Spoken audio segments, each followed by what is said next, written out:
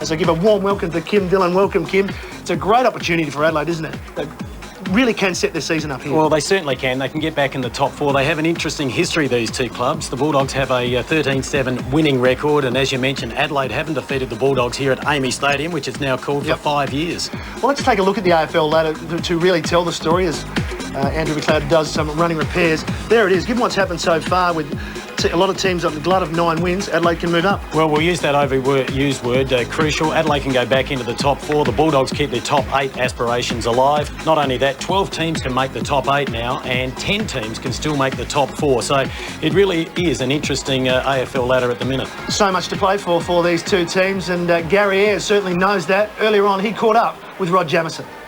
Thanks for your time today, Gary. Another big game. You want to stay in the top 4, and as well as the Western Bulldogs record too against the Adelaide.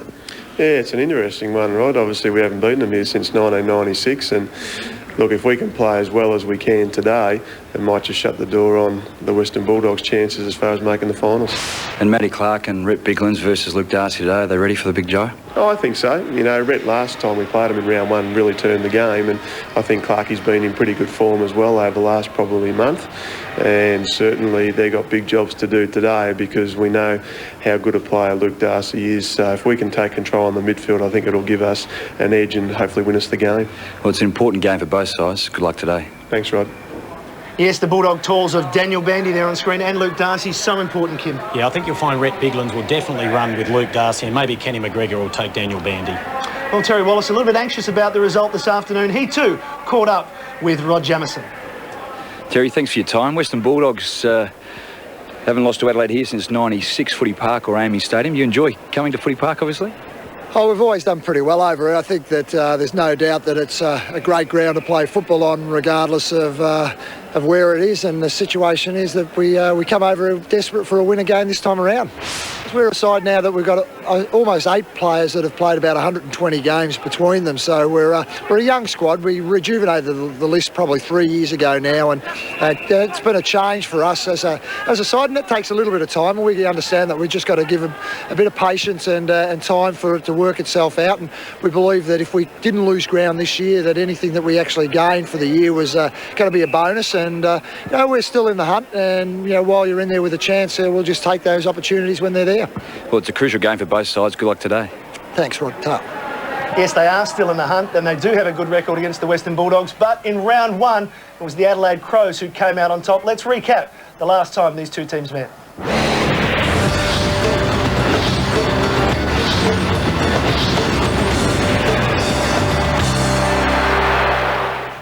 The Bulldogs held a narrow lead heading into the first change, with Scott West collecting plenty of the ball early. The Bulldogs' lead swelled to 3 goals during the second quarter. Chris Grant had this shot at goal to put the game beyond the Crows' reach. Just that little feint out right, and that is the direction in which the ball headed.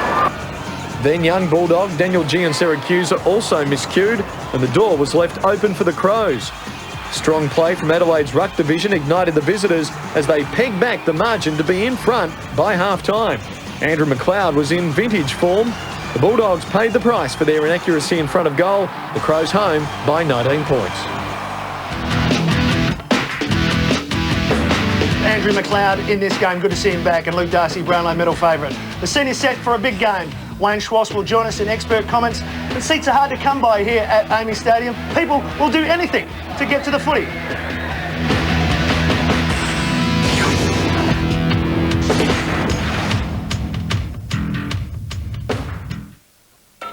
Tonight at 6, a miraculous escape for 2 young children when a runaway car crashes into their bedroom.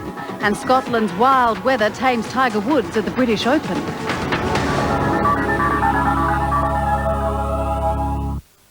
I am so fat. Dying to be thin.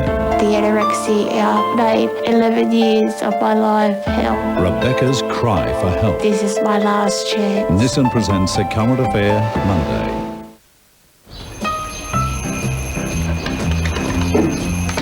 Toby seems to be full of life. Although new research shows as dogs get older, their immune system could be half as strong as that of a 2-year-old dog. That's why I feed Toby Pedigree Principle. It's packed with natural antioxidants, shown to boost a dog's immune system so Toby looks and feels younger. You want to go to the park? He's a good boy. Pedigree Principle. Nutrition for life, naturally. Do you know thousands of motorists have used our famous $109 service and tune, and Profix has held that price down for ages now. But unfortunately, we can't hold the price down much longer. At Profix, we are really, really sorry, but costs have gone up. Even the opposition charges about $30 more. So I suggest you book your $109 service and tune pretty quick. Profix can't hold the price down much longer.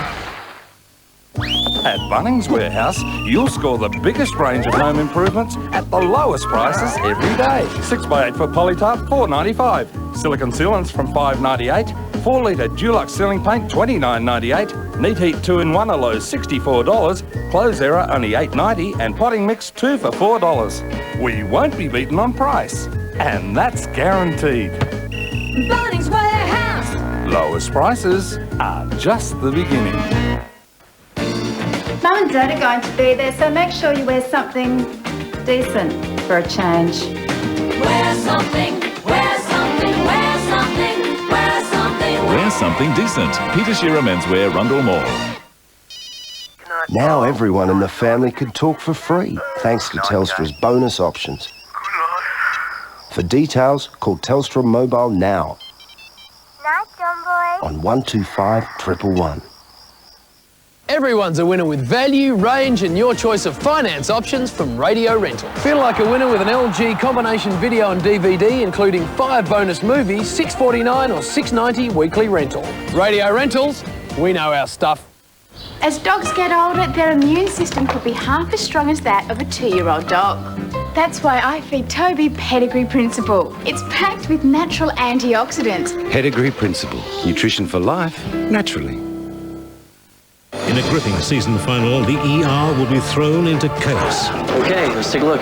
Like never before, a disease runs rampant through patients and staff. I have a fever. Am I next? What are you doing? Now closed to the outside world, the last thing they needed was a riot. Gee, I feel sick now. You're not dying in here, you hear me? And if that wasn't enough, one cliffhanger ending will leave you gasping for more. Tell me we're gonna be okay. ER's season final, 8:30 Thursday on 9.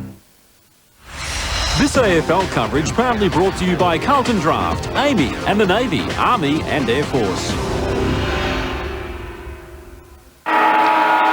So the umpires for this afternoon, Brett Allen, Darren Morris and Derek Woodcock. Round 16 underway at Amy Stadium. Biglands with a very clever start, beautifully done down to Bode, deep inside their forward 50, almost a perfect start for the Crows. Smith under pressure, out towards Brad Johnson, enjoying another excellent season. West, 5 to 6 to 7, numerical order. They've ruined it by giving it to Dimatina. And all of a sudden, Murphy finds himself 20 metres clear. Likes to run with the football. Decides now, 55, has one of the worst kicks you'll ever see. He'll have to replace his Dimit there. Chance for the Crows now. McGregor just gets his kick away. It's a good one, in fact, and finds Rhett Biglands. Disappointing turnover for Murphy. He'll rue that. Burton. Ball just dropped on him there. Now around the body. High ball. West going back in front of John Cock. Ryan Hargrave there also coming through. Young Matt there playing Matt. his third game, Matty, and he comes from Sturton. He's been fairly impressive in his first 2 games. So we'll have it thrown on the right half forward flank, southern end of Football Park. Conditions pretty good, around 16 degrees. Front position, taken at the back by Luke Darcy. Went to ground, the handball was pretty good to West. Libber at ground level, that's where you normally see him. Strong tackle there, but it was front on, and Albie will pick up the free kick. It's what you like to see from the coach's point of view. Young Albie putting his body on the line, it certainly sets a tone for the day. As a loose player in Rowan Smith in the centre of the ground, normally plays pretty direct. Not a bad crowd here at Football Park. It'll be just over or around 40,000. The ball inside 50. Bassett was good. Came down towards Stevens. He's lost his compass. He's up at centre half back. The handball back to the veteran in Smart. And he's got a loose player on the outer side in Ben Hart. A great and distinguished career he's had. The kick, not a bad one. Up towards half forward. Finds the magic man in McLeod. Quick handball to Bode. Back to Goodwin on the left. Kicks it to the hot spot. Clark front position. Playing in gloves for the first time. Didn't hold that one. Perhaps should have. So a little bit of height there, and of course he's playing in gloves not so much to improve his marking, but he dislocated a finger during the week at training. There's the bounce down. Darcy won the tap, got it down to Dimartino. Good luck there, more than good management. Found Liberatore. Now the handball goes centre field. It wasn't a good one. It missed Harrison. Mark Stevens picks it up. Got out of that tackle pretty easily. Looking for John Cock. Missed that player. Picked up by Rashudo. Tried to crash his way through. Now gets a handball out. It goes to John Cock again. This will be possession number 3 for Bode, just outside 50. Has plenty of time. Centres the ball nicely. Hargraves from behind against Burton. Tried to soccer it off the ground. In there is Darcy looking for the free kick. Not forthcoming. We've had 3 minutes of the first term. And a couple of crucial matchups. Johnson on McLeod, Liberatore on Bode, and Paul Dimartino on Mark Rashudo. Deep inside the Adelaide territory, Dimartino from the clearance. Slips it to Murphy. That's a little bit better.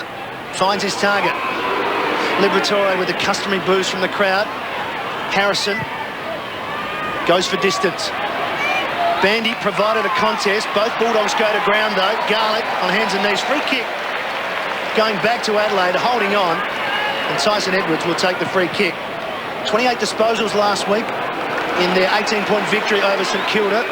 Rashudo flirting with the boundary line. This is Matner. The young 19-year-old. Biglands to the head of the square once again. Clark or Burton. Burton got there first. Hargrave caught. Good tackle by John Cock, trying to keep it alive for the Crows. West, who is playing very deep at the moment, is forced back there. He wants the boundary line. It may not get there. Bickley, a stellar season. Spots Bode. Started well, as Kim mentioned. No one really on the mark. Bangs it back to a good lead from Burton, and wonderful skills from Matthew Bode. Good vision. Looked up. Took his time, Wayne. Good finish. Yeah, it was a great setup, actually. Just looking, the Western Bulldogs are actually flooding back. They've got a few extra numbers there, and the crucial part from an attacking point of view is when you're delivering the ball, don't rush, just take your time. Something will prevent itself. Matthew Bode. Taking it inside his forward 50 twice already, with 4 possessions. And Brett Burton, the leading goal scorer for Adelaide, 29 goals, 19. From about 30 metres. Angle's okay. The kick's okay. The Crows have the first. You've just talked to your old flame in America. Half-hour calls to the USA are only $2.50 with Primus Telecom. He wonders what you look like now. Email him a picture of Kylie Minogue. iPrimus gives you unlimited hours and downloads for only $24.95 a month. Call Primus Telecom on 1300 85 0000. Primus Telecom, delivering the real value of communication. Adelaide have gone inside 50 on 6 occasions. The Western Bulldogs just 2. It's the Crows 1 goal. The Bulldogs yet to get on the board. Biglands and Darcy. Biglands won the tap, down looking to Bode. West took that one. Nice handball back towards Smith. Pumps it long up to half forward. Underneath it, Gian Siracusa couldn't take it. Matner works hard. Umpire blows the whistle, and we'll have a dead heat on the members' wing. Crucial game for both sides. Head-to-head, the Western Bulldogs 13 victories, Adelaide Crows 7. And as we mentioned earlier, the Crows haven't defeated the Bulldogs here at Amy Stadium in 5 years. Biglands another tap. Rashudo looked for the free kick. Biglands at ground level. Tried to get at the crowd, punched it on cleverly. Got it back to Bickley, the former skipper, now taken by Edwards. Measures the pass, looking for Hart. Down on the half-forward line, Ben Hart. And Rowan Smith looking for a free kick. Well, Gary Ayres has done this in recent weeks. He's thrown the side around. He had Smart up at centre half-forward last week in the second half against St Kilda. And this is about the 3rd or 4th occasion, Wayne, that Ben Hart has started up forward. Yeah, I think that's another facet of Ben Hart's game, and it's a luxury, I guess, for Gary Ayres that he can afford to have him at both ends of the ground. Bigland's working hard. He's pretty pumped up against Darcy, one of the favourites for the Brownlow. And the umpire will have to perform his duties again. We've had nearly 7 minutes of this first term. Adelaide just the 1 goal. The Bulldogs yet to get on the board. Boundary throw, ball up just near the boundary, eventually a boundary throw-in. No, free kick to Dimartini, appealed for it, got it. Too high was the call. Little switch to Darcy.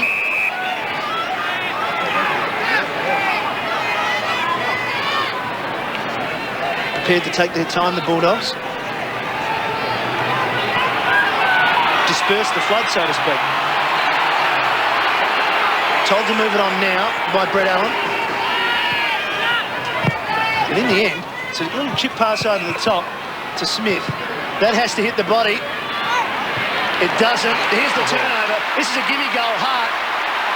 Off to the run of Burton. No one in front of him except the goal and the goal umpire. 2 goals to Brett Burton.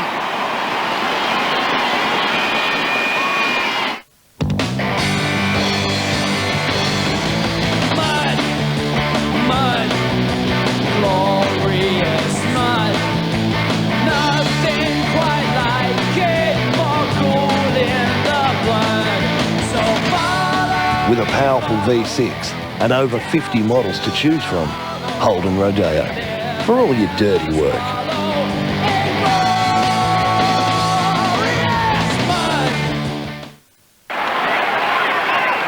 Adelaide Crows with 2 straight goals, both courtesy of Brett Burton, opposed to Mitchell Hahn. A very costly turnover, that one by the Bulldogs. Back centre field. Biglands has been pretty good in the early stages. Darcy managed to get his hands to that one. Rashudo was very quick.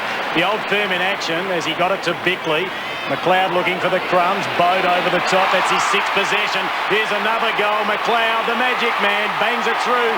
Good start to Adelaide. 3 straight goals. And they're looking pretty hot at the minute, Wayne. They are. Matthew Bode, exceptional vision, exceptional hands to free up Andrew McLeod there. Looked as though he's in a fairly heavy piece of traffic, but just whether they have some sort of understanding as we see Mark Bickley kick the ball in here. Front and square from Matthew Bode as we see shortly. Puts a handball out in front of Andrew McLeod, runs into an open goal. Great result. Let's not underestimate the effort by Stevens there, just to hold his ground, bring the ball in front of Bode. Just what you want from a centre-half forward. Just leave it in the area so his crummers can get there. And Matty Bode, a lot of injury last year, just the 1 AFL game, but he's bounced back and he's established himself as a senior player. 3 goals straight. Wonderful start for the home team here at Amy Stadium. Biglands on top there. Dimatina trying to get through 3 or 4 tackles. Took his time, but eventually got the handball out to the run of Garlick. Bickley, wonderful tackle. Appeals for the free kick. Liberatore misses Gian Syracusa. Crow, smart, with composure to Bickley. 1-on-1 on the wing. Dimatina, who has the job on Rashudo, as Wayne Schross mentioned. Let's go down to the boundary with Rod Jamison. Yes, Matthew, for the Western Bulldogs, Grant, Bandy and Hunter all rotating between centre-half forward and full forward, but a concern Terry Wallace, Simon Goodwin wouldn't want too much of the football. He's Nathan Brown picking him up, dragging him right back to the square. Ball in comes. Nothing comes of it. Just over 12 minutes remaining. Late inclusions, including that man there on screen, Ben Nelson, and in the background, getting up off the ground, Doughty into the side. Libber, quick kick from the contest. McGregor does well to get the front position in front of Bandy. Forced to do it on hands and knees. Matner backed himself, ran into a brick wall, ran into one of the best tacklers in the game. As he pops up. For about, I think, 4 or 5 years running, was the leading tackler in the AFL. He does it well, doesn't he? Attacks the hips. So we'll have a bounce down on the outer side. Adelaide 3 goals. The Bulldogs yet to score. Bandy doing the ruck work. Didn't win the tap. A fresh air kick there by West. Brad Johnson working hard on the bottom of the pack. And the umpire will bounce it again, and that is umpire Darren Morris. Some interesting matchups, as Wayne mentioned before. Looks like Murphy is now on McLeod. McLeod playing across half forward. And as we mentioned, Bandy's been picked up by McGregor. Big fist away. Ball comes down to Biglands. Nice feed out to Chris Laddams. Was on the Essendon list for a couple of years. Didn't crack a senior game. Puts it up towards the 50. Just inside 50. Kingsley Hunter picks it up. The former Docker. Runs his full 15. Goes across goal dangerously. Oh, second costly turnover. And Burton will be lining up for his 3rd. Yeah, again, I'm not too sure what's going on out there at the moment, Kim, but Kingsley Hunter probably could have played the percentages a little bit better and grubbed the ball along the boundary line. I'm just checking the records here. I believe it might be Brett Burton's birthday because they just keep kicking it to it. Well, he's lining up for his 3rd. He started the match with 29 goals. He now has 31. This will be a magnificent start 10 minutes remaining. He lines up and he's kicked his third goal.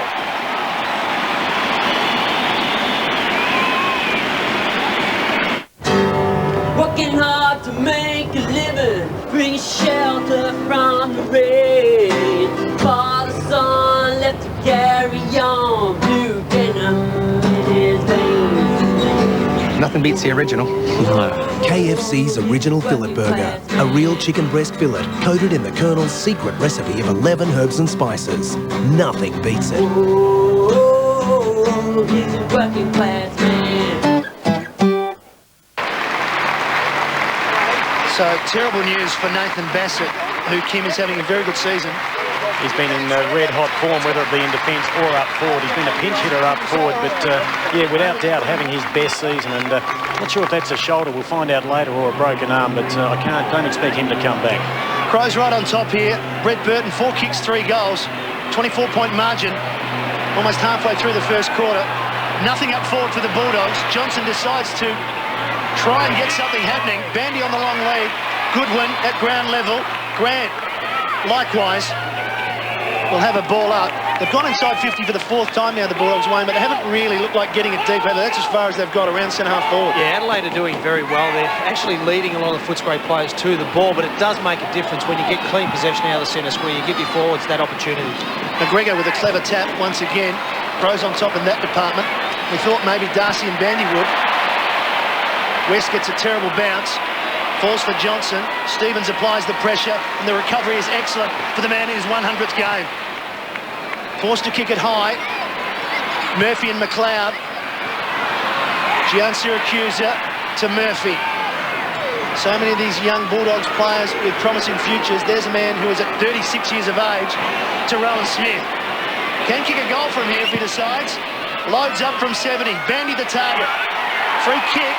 And it goes to Nigel Smart off the ball against Chris Grant. So kick to Smart and he clears out towards Stevens. Interesting matchup, that one. Grant and Smart. Stevens roaming far and wide to get a bit of the football. Puts it over the top to the halfback flank and he finds Chris Laddams. Former North Adelaide player in the SANFL to Crowell. He stood, I should say, Stephen Milne last week. Did a very good job. Restricted him to 1 goal. And Adelaide got up by 3 over St Kilda. Gee, they're getting a lot of the ball, Adelaide, and they're getting it pretty easy. Terry Wallace wouldn't be pleased about this opening by his boys. Matthew Bode with the football. About to have possession, number 6, and he pumps it inside 50. Underneath it, Binky, who came off the interchange. Quick feed to Biglands. Puts it to the head of the square. Back underneath that, Clark fighting for position. Try to get it down to Johncock. Hahn takes it over the line. Did he? Not quite. Hargrave should, and he does eventually, so they concede the point. Would certainly give the Western Bulldogs back coaches something to worry about there, Matthew. Probably should have been more definite in what they were doing. Someone should have taken control, handballed it through for a behind. This game almost mirroring their season. A terrible start cost them. Bickley. Hart. So cool under pressure. And we have a boundary throw in just outside the Adelaide Crows forward 50 with 8 minutes remaining now. Nathan Bassett is off the ground, unfortunately for the Adelaide Crows. Darcy gets rid of Biglands. Prosciutto read it well, was very quick to apply the tackle. I think he's very unlucky there. Yeah, Biglands came in late with a show of strength and a little bit high there, Matthew. But didn't we say at the start of the year, if Ruckman are prepared to grab the ball out of a boundary contest, they've got to get rid of it? Fair point. The ball back centre field. Mattner underneath that one. The quick handball came out from Tyson Edwards. Went back to Crowell. In fact, it was Binky. Binky had turned around his body and he's found Johncock. So this young excitement machine from Port Lincoln. About 85 out on the half-forward flank member side of Amy Stadium. Looks for Clark. They're outnumbered. The Bulldogs have the numbers. Quick handball there from Hargraves out to Dimartina. Gee, they'd like to get on the board in this first term. Has to change tack, trying to draw the player. Now puts it out to the run provided by Liberatore. But received a terrible bounce. Tyson Edwards got there. Picked up there by West. The handball over to Garlick. And the former Sydney Swan drops in a short pass. And it was far too short for Bandy. Put him under enormous pressure. Adelaide are hard at it at the minute. Johnson to Garlick. Back to the run of Rowan Smith. Now this looks more promising and he finds Brown. That's what Rowan Smith is very good at. When he's able to run up the ground, provides a lot of run, actually splits the lines quite well and makes good delivery there to Nathan Brown. A very blonde Nathan Brown. He's kicked 24 this season, 117 career goals. And with about 6.5 minutes remaining in this first term, the Bulldogs need this one. He's normally pretty accurate and reliable, and he has kicked that one. I finished school. I'm doing a Bachelor of Arts. I really like challenging myself, and it's also good just to help out. So I thought, yeah, I'll try the Army Reserve. A weekend would be, you might do push skills, and I just finished a course where we did forward driving, and we take these vehicles anywhere they can go. I never thought I'd be able to do that. I think it's probably made me more confident, and it's good fun.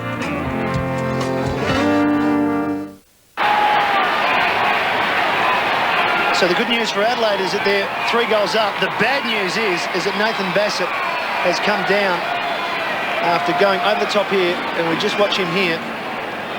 His right arm landing very awkwardly as he hits the ground. I'm not sure if that may have been the shoulder, Matthew. Liberatore pushing the Dogs ahead. Darcy slaps it back. Tackling by Adelaide, or the pressure by Adelaide in close has been good. This time, though, Bo gets into the back of West. Garlick. Brown on a lead again. Got it. Thought about playing on. He turned Goodwood inside out, but he got some help from Mark Bickley. Now he decides to play on. Runs to 45, and an unusual miss for the talented Western Bulldog. Yeah, poor miss there by Nathan Brown, but that was really poor marking by Adelaide players. They're allowing him to get onto his favoured side, his left foot side, and really probably should have hurt them a lot more, Nathan Brown. Tyson Edwards to bring the ball back into play. Best for Adelaide last week against St Kilda. Goes short, up the corridor. As we go down to Rod Jamieson on the boundary. Yeah, Kim, news on Nathan Bassett. Initially, it looks like a dislocated elbow. So that is not good news for him or for Adelaide. The ball now to the members' wing. Mark Stevens takes the mark. Pretty indirect looking for Laddams. That's a strong mark there. Good pressure by Murphy. Too far out to score, I would suggest, for Laddams. Very skillful player, left footer. There's the lead by Burton. He's already kicked 3. Binky tries likewise. And Stevens, all ignored. Pretty congested at the head of the square too. Chris Laddams just indicating he's going to have a crack at this one. Fairly ambitious. He's not a bad kick. He's got a slight breeze behind him. Not bad off the boot. Will he have the distance? I think all just touched on the line. So a pretty good attempt there by Chris Laddams, and Adelaide get their first minor score. They move along to 4-1. The Bulldogs 1-1. Adelaide setting up with what looks to be a 4-4-5 zone. Gary Ayres has been criticised in the past for going man-on-man, and stuck to it for a while, but I much prefer to see that zone, almost causing an error there. Harrison takes the mark in front of Crown. Just under 5 minutes remaining, first term here at Amy Stadium. Beautiful day in Adelaide, good crowd in. The Crows searching to regain that spot in the top 4, because there is a veritable plethora of sides trying to make this top 8 at the moment. Yeah, we mentioned before, top 8, probably 12 sides. Wayne can make it, and probably 10 for the top 4. And I guess Wayne Jackson would be reasonably happy with that position at the moment. Mark Bickley getting plenty of the ball, has just gone off for rest. Scott West, as per the norm. Johnson at ground level, Rashudo over the top. Umpire Brett Allen having nothing of it. Scott West has missed a couple of games this season, but he does average 26 possessions. Biglands, who's been very good over the top of Dimatina, who likes to duck. He likes to draw attention to the fact that they're coming high with him. A little bit of injury of late, didn't it? And last year as well. Straight club man. And blood rule. And so an important blood rule, because Luke Darcy is the man to leave the arena. Wayne, with about 4 minutes remaining in the first term, how have you seen the rucks? Because Bigland's been fairly aggressive. I think he's been actually fantastic. He's got a big job here against Luke Darcy, and whilst it's only in the first quarter, he certainly looks as though he's very aggressive and certainly putting up a good contest. Well, he's been aggressive. He's got one high over the left eye, so Darcy's off, and so too is Bigland. So Matthew Clark goes in to compete in the ruck for the first time in this game.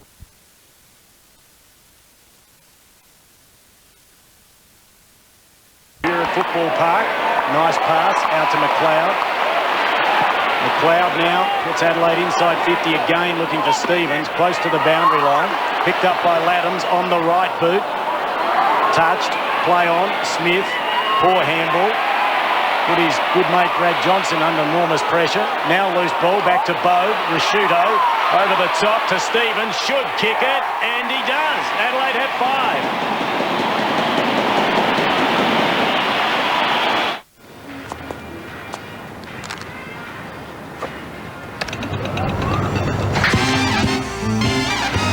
Just break away, ain't it great to be free? Great to be free. That creamy filled wafer, it's great, it's the best. Cadbury Dairy Milk Chocolate, so fine I suggest you break away from thee every day with me. Anything else?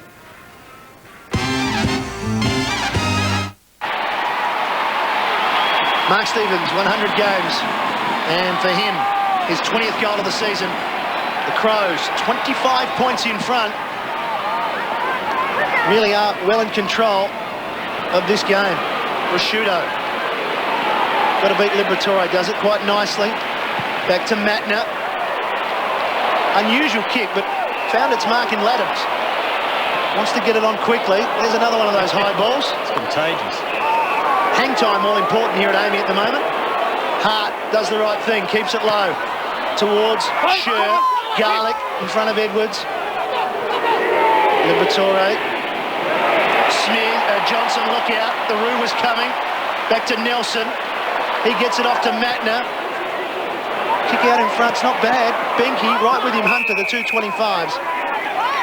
And with less than a minute remaining, Coach Gary Ayres will be very happy with what he's seen so far. Yeah, absolutely. And I just think that Adelaide will probably just like to settle it down a little, just to make sure if there's no scores, they just slow the play down. They go in, they've established a good lead and go from the second quarter. Only 35 seconds remaining. The ball picked up by West. They should be keeping this close to the boundary. He goes back in that direction. Oh, this could be a costly turnover. Clark won't kick it from there. The clock ticking down. 25 seconds. He puts it to the hot spot. It's very high. Burton gets the lead and takes the grab. Gee, you think they'd be aware? And an experienced player like Scotty West, and this surely will be Burton's 4th goal and Adelaide 6th. But they weren't listening to you, Wayne. Adelaide wanted one more, didn't they? Yeah, a little bit disappointing finish from Scotty West. Yeah. Probably with his experience and his knowledge, should have gone towards the boundary line, but I'm sure he won't make the same mistake twice. I certainly hope he won't. Brett Burton, a dream start, lining up for his 4th straight goal. And he's only to be kicking about 20 metres out. Only seconds remaining in this first turn, and he's put it right through the middle. So Burton has 4. Adelaide have kicked 6-2. They move along to 38 points. The Bulldogs 1-1-7. Yes, what a start by Brett Burton, but more importantly, what a start by the Adelaide Crows. At quarter time here at Amy Stadium, 6-2-38. They lead the Bulldogs 1-1-7.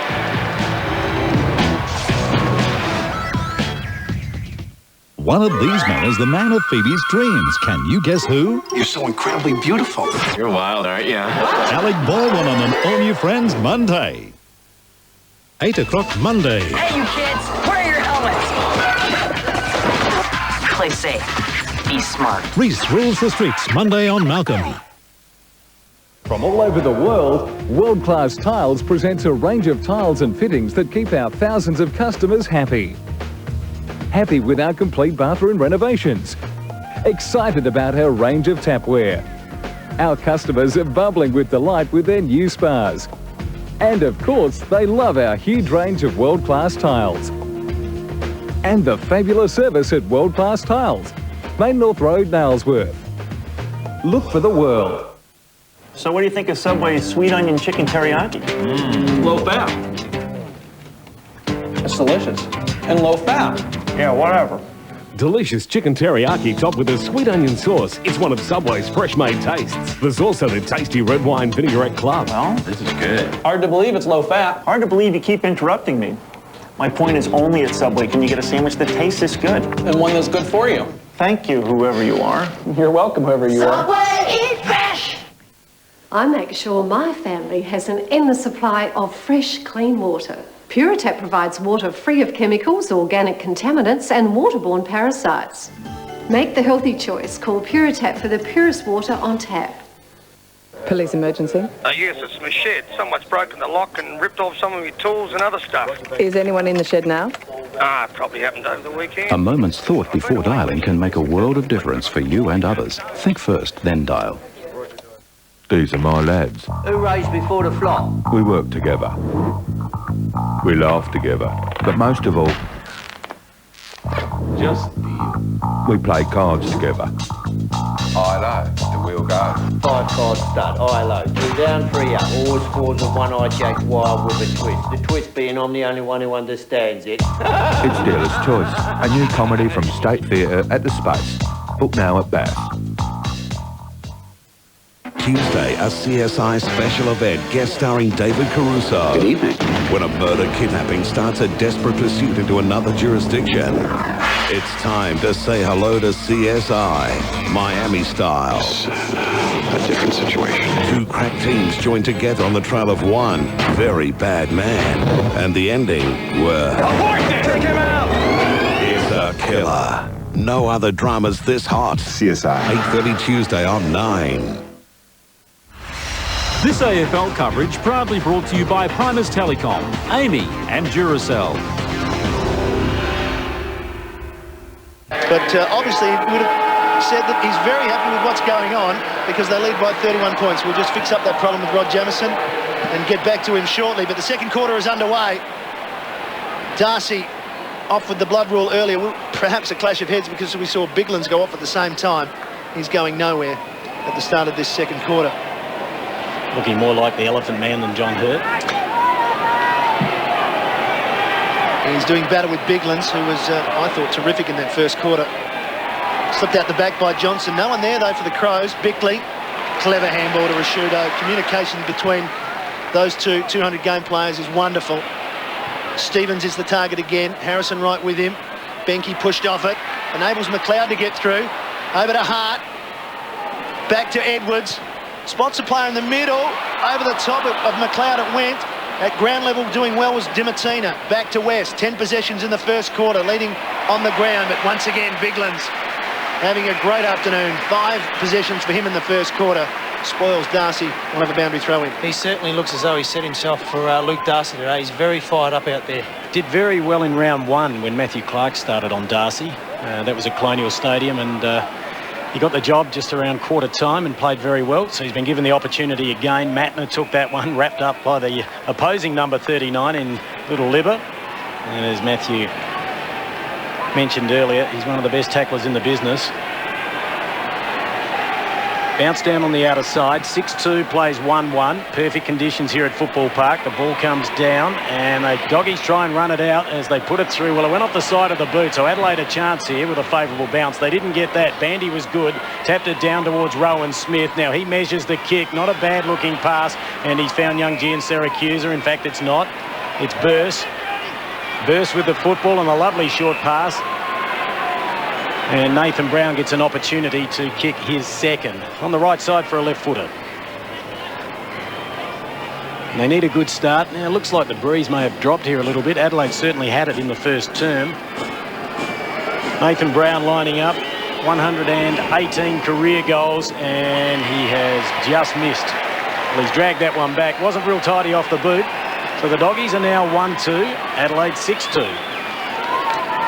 He's kicked the entire score. He's been the go-to man, hasn't he, Wayne? I think they'd rather get it to Grant, but Brown is the leading player. They just can't get it deep. Yeah, and he's such a good finisher, Nathan Brown. So he is probably, aside from Grant, as you said, Matthew, the go-to player down there.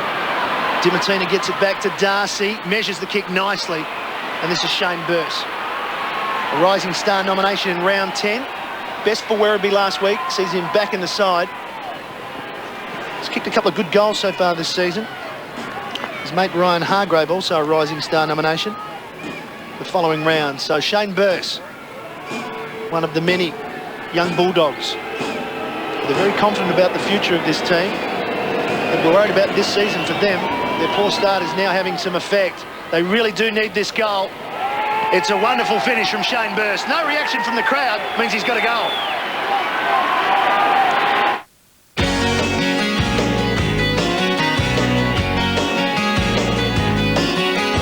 Look around your world, pretty baby. Is it everything you hoped it'd be? Is there something wrong and you can't put your finger on it? Right time to roll to me. Holding Sophia gives you room to move. Roll to me. Roll to me. The Bulldogs trail by 24 points at Amy Stadium after a beautiful kick from young Shane Burse. His 5th goal for the season, his 5th goal in AFL football. Now Darcy looking a little more aggressive, tried to get up high there. The ball down towards Bickley, had a good first turn. Back towards Bode, he was sensational. Kicks it around his body, went over the head of McLeod. Stephen takes it, runs into Darcy. It was a good tackle. Quick handball goes out to Matner. Matner spots up a loose player out there was Johncock. He couldn't take it. Rashudo at ground level, going through his Laddams. Back to Johncock. Good pressure by the Bulldogs. Now picked up by Burse. Tackled high, I think. Umpire didn't see it that way. There'll be a bounce down inside 50. And I think the temperature gauge has just been turned up a notch. I think it's now or never for the Doggies because Adelaide have been pretty sharp. There was that tackle again. Perhaps a little unlucky. The ball now just outside 50. Hart playing on half forward as we go down to Rod Jamieson. Kim, Mark Megan spending a lot of time with Rhett Biglands at quarter time. Very happy with his performance up against Luke Darcy. And the team also really impressed with their intensity that quarter. Just keep an eye on Andrew Crowell. He had a lot of work done on his hamstring and drivers at that break. Well, he's suffered with soft tissue injuries throughout his career. Well, Bickley went in front on Johnson. Rashudo looking for the boundary line. Just a dash of intent there. Did the umpires see it that way? He certainly did, and rightly so. Not easy to get away with that type of play with 3 umpires out there. The ball now with Dimartina. Let's see if he can set something up for the Doggies. He puts it up around the 50-metre line. Grant's been very quiet, wrapped up in a tackle. Smart's been good. Has the football. The umpire's blown the whistle, though, and the ball will go back. A high tackle. And the tackler there was Ken McGregor. Came in aggressively. Grant pushes it in, looking for Bandy. Both players fall to ground. Loose ball at the back of the pack. Here's a chance as Robbins goes around his body and receives an unfavourable bounce. Ball still in play. In fact, just went over the line, hit the goal post, the point post. So we'll have a throw in that left forward pocket, the southern end of Amy Stadium. I'm not too sure if Ben Robbins actually knew or realised he had Nathan Brown in the goal square there. Perhaps the better option might have been a quick handball over the top. That was the first kick for Chris Grant. That free kick. May get one here. No. Smith goes himself. Not bad either. Again, no noise from behind the goals means it's a goal to Rowan Smith.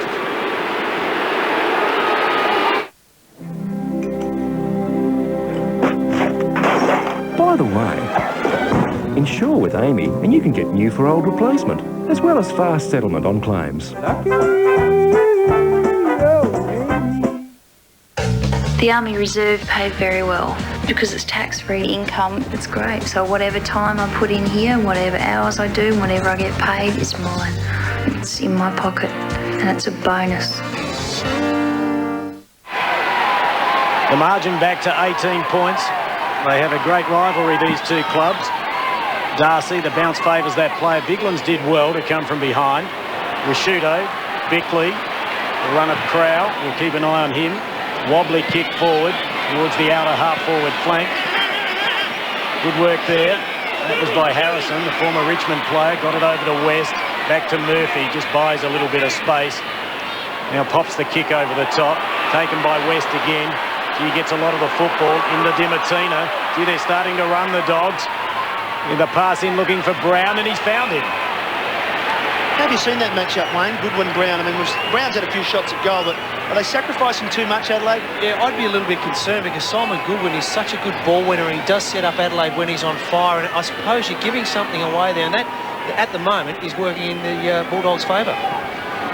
Well, Goodwin averages around 22 possessions this season, and he's had just the 4 this afternoon. Nathan Brown, he's kicked 1-2. Tough angle, normally pretty good though, and they like that one. So that is another one. That is the 3rd goal this quarter. So they're bouncing back, the Bulldogs. Nathan Brown has kicked his 2nd, and the Dogs now move along to 4 goals to 26. Adelaide 6-2, 38. Yeah, one thing I have noticed in the last couple of minutes is players such as Liberatore, Di Martina have been assigned specific Adelaide players. Well, when Adelaide do have the ball, they run with them. But conversely, when Western Bulldogs have the ball, they're putting the effort in, they're making sure that they run to position, and they're actually finding out the direct opponents. Scott West is having an effect as well. 14 possessions. And it's a 2-goal game. Great start. 3 in a row to the Bulldogs. Still 14 minutes remaining, so Scott West is going to end up with plenty of possession if he continues in this vein. 6-2 plays 4-2. And we've had 9 goals kicked at the one end. Bigland's over the top. It's a good knock to Rashudo, who gets good purchase on the ball with a torpedo kick, and backing back with courage and strength, Mark Stevens. I just don't think that Mark Stevens actually gets the accolades. He's very, very courageous, was extremely highly rated for that component of his game at North Melbourne. And whilst we talk about your James Hirds and players like that, Mark Stevens, undoubtedly, very courageous type of football player. Kicked 1 goal in the first quarter. And as we've mentioned, he's playing his 100th game. Becomes the 9th Crow on the list to play 100 games. Be a good answering goal for Adelaide here. Against the run of play. Looks right off the boot. It's touch and go. And it just faded away to the left. You were marking it down, Kim Dillon. You thought it was a goal. It was a photo finish, no doubt about that. You mentioned the importance of Stevens. Interesting, Adelaide lost 3 games when he was out injured. But the Bulldogs looking pretty sharp in this second term. A kick out to Darcy. Good, strong mark. And I tell you what, he'll give the Brownlow a real shake. Quick handball over to Croft. He wasn't that quick. Out there looking for Libber. Did well to get a hand to it. Down to Crow through heavy traffic. Got out of that far too easy. Sweeping handball over the top to Edwards. Looks to go short and finds Laddams. Laddams has players everywhere. Biglands was by himself. He ignored that option. Oh, went out to Ben Hart. Lost it. Dropped it in the sun. Then Bandy did likewise. So Hart gets another opportunity, and so does Adelaide, because Bode's all by himself. Yes, I think Ben Hart might have actually had that ball spent before he got it. Daniel Bandy, unfortunately, if he gave him that opportunity again, would make sure that he took the ball in clean possession. As we see, Ben Hart kept in the contest and actually found Matthew Bode by himself there. A little toe poke there by Ben Hart to gain possession. Matthew Bode lining up for his 14th goal of the season, his 40th career goal. Only kicking from about 40 metres out on the right side for a left footer. Normally pretty accurate. You take a look at the reverse angle. Looked pretty good off the boot. And the crowd likes it, and Adelaide have kicked their 7th. You've just talked to your old flame in America. Half our calls to the USA are only $2.50 with Primus Telecom. He wonders what you look like now. Email him a picture of Kylie Minogue. iPrimus gives you unlimited hours and downloads for only $24.95 a month. Call Primus Telecom on 1300 85 0000. Primus Telecom, delivering the real value of communication. Margin back to 19 points, courtesy of that goal to Bode. They're first for the quarter. Darcy went very early. He's minus the headband now. Pretty fierce in there, as you can expect, with players such as Bickley, Goodwin, Johnson, Liberatore, all very hard at the ball. Coming up with it was Shane Burse. Just under 12 minutes remaining in this first half. Di Martina did well in traffic to Burse. A couple of runners, uses both of them. Liberatore up to West, continues to get the ball long to the danger spot. Grant was the crummer there. Bandy and Grant, no one small at ground level except for McLeod for Adelaide. Now to the run of Simon Goodwin. Hugs the boundary, gets John Cox just inside.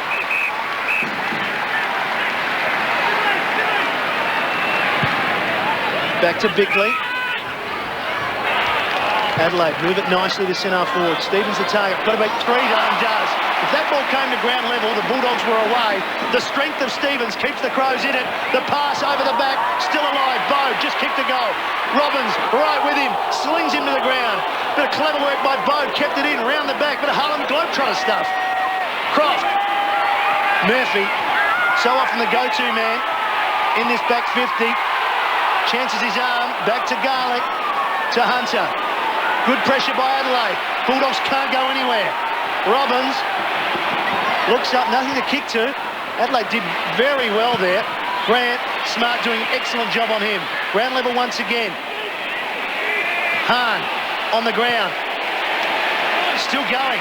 Nigel Smart keeps it in play. Adelaide from the turnover. Matthew Bode for his second for the quarter. Drifts across the face. Disappointing finish from Matthew Bode. Just sneaking in for a behind. But Wayne, just that we talk about the possessions, the 1%ers, the ability of a forward line to just keep the pressure on to give themselves another chance. Absolutely, Matthew. And I got the impression that the Bulldogs didn't want to get rid of the ball out of their back line. One thing Gary Ayres has been stressing in 2002, the forwards must apply pressure. And that's another turnover. Bad kick by Murphy. Binky played on quickly. Not sure what he was doing then. But the ball is now out of play in the left forward pocket, northern end of Football Park. Been back playing with Port Adelaide in the SNFL. And, well, he fancied playing on. The execution was fairly ordinary. 46 plays 26. It's Adelaide by 20 points. 10 minutes remaining in the second term. Biglands took it, but he gave away a free kick, and Luke Darcy will be the recipient. Been a good battle so far. And it's fairly congested in the Adelaide forward line at the moment. And now a wall forms across half-back. But there is a loose player, and that's Murphy. Murphy goes back, concedes ground again, back to Darcy. They're just looking for an opening, trying to set up a loose player here. Now it's up the corridor. Oh, gee. It paid off, but it was risky, and they've turned it over a few times this afternoon. Garlick takes the mark. Croft provides a lead. That's ignored. Now a short pass in towards Rowan Smith. Plays on quickly. Nice looking long kick. Smart will have front position. Getting there first was Rashudo. Came through like a truck. Now picked up by Smart. Oh, high tackle there. That was on Binky. Play on the call. No, it'll go back. Umpire Brett Allen coming from the forward 50. Still in control of the game. Most of the crowd was looking at the umpire in the middle, waiting for the whistle to go, but correct work by the umpires there. Good communication. Rowan Smith the offender. So the ball goes back to Brian Binky. As Laddams out wide all by himself on the members' wing. He should go over the top to Rashudo. The ball goes in that direction. Hargraves in pursuit. Mark Rashudo is almost a child superstar. Seems like he's been playing for an eternity. Pumps it inside 50. Big leap from behind. Like McGregor was down. In fact, it was Stevens. McGregor was there as well. Now the ball comes out towards Johnson. Well, this is where they've been getting into a spot of bother. That kick was terrible as well. John Cock may keep it in play. Does. Just outside 50. Has a loose player. It's a short pass and it goes to Clark. And Clark looking to offload, and he does, and he finds Bode. Now they're in disarray at the moment, the Bulldogs.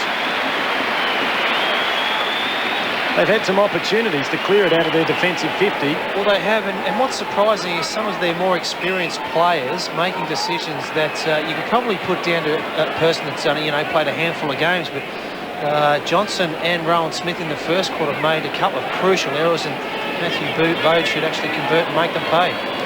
And Bode lining up for his second. Yeah, we saw Scotty West as well, making a mistake late in the first term. Bode, as we mentioned, pretty accurate. He's kicked one. And he lines up for his second, and they like it. He's kicked it. Adelaide had their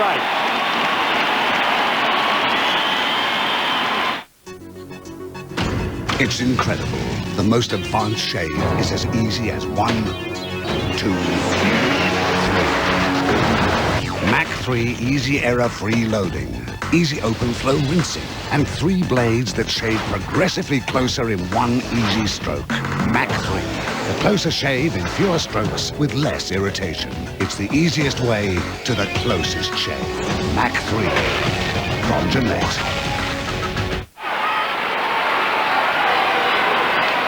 So, good answering goals from Matthew Bode. The Bulldogs got the first 3. but it's been all Adelaide since then. This is Stevens, been very impressive. Turns around, straightens up. Can he finish it off? Oh, he can. Take a bow, Mark Stevens, his second.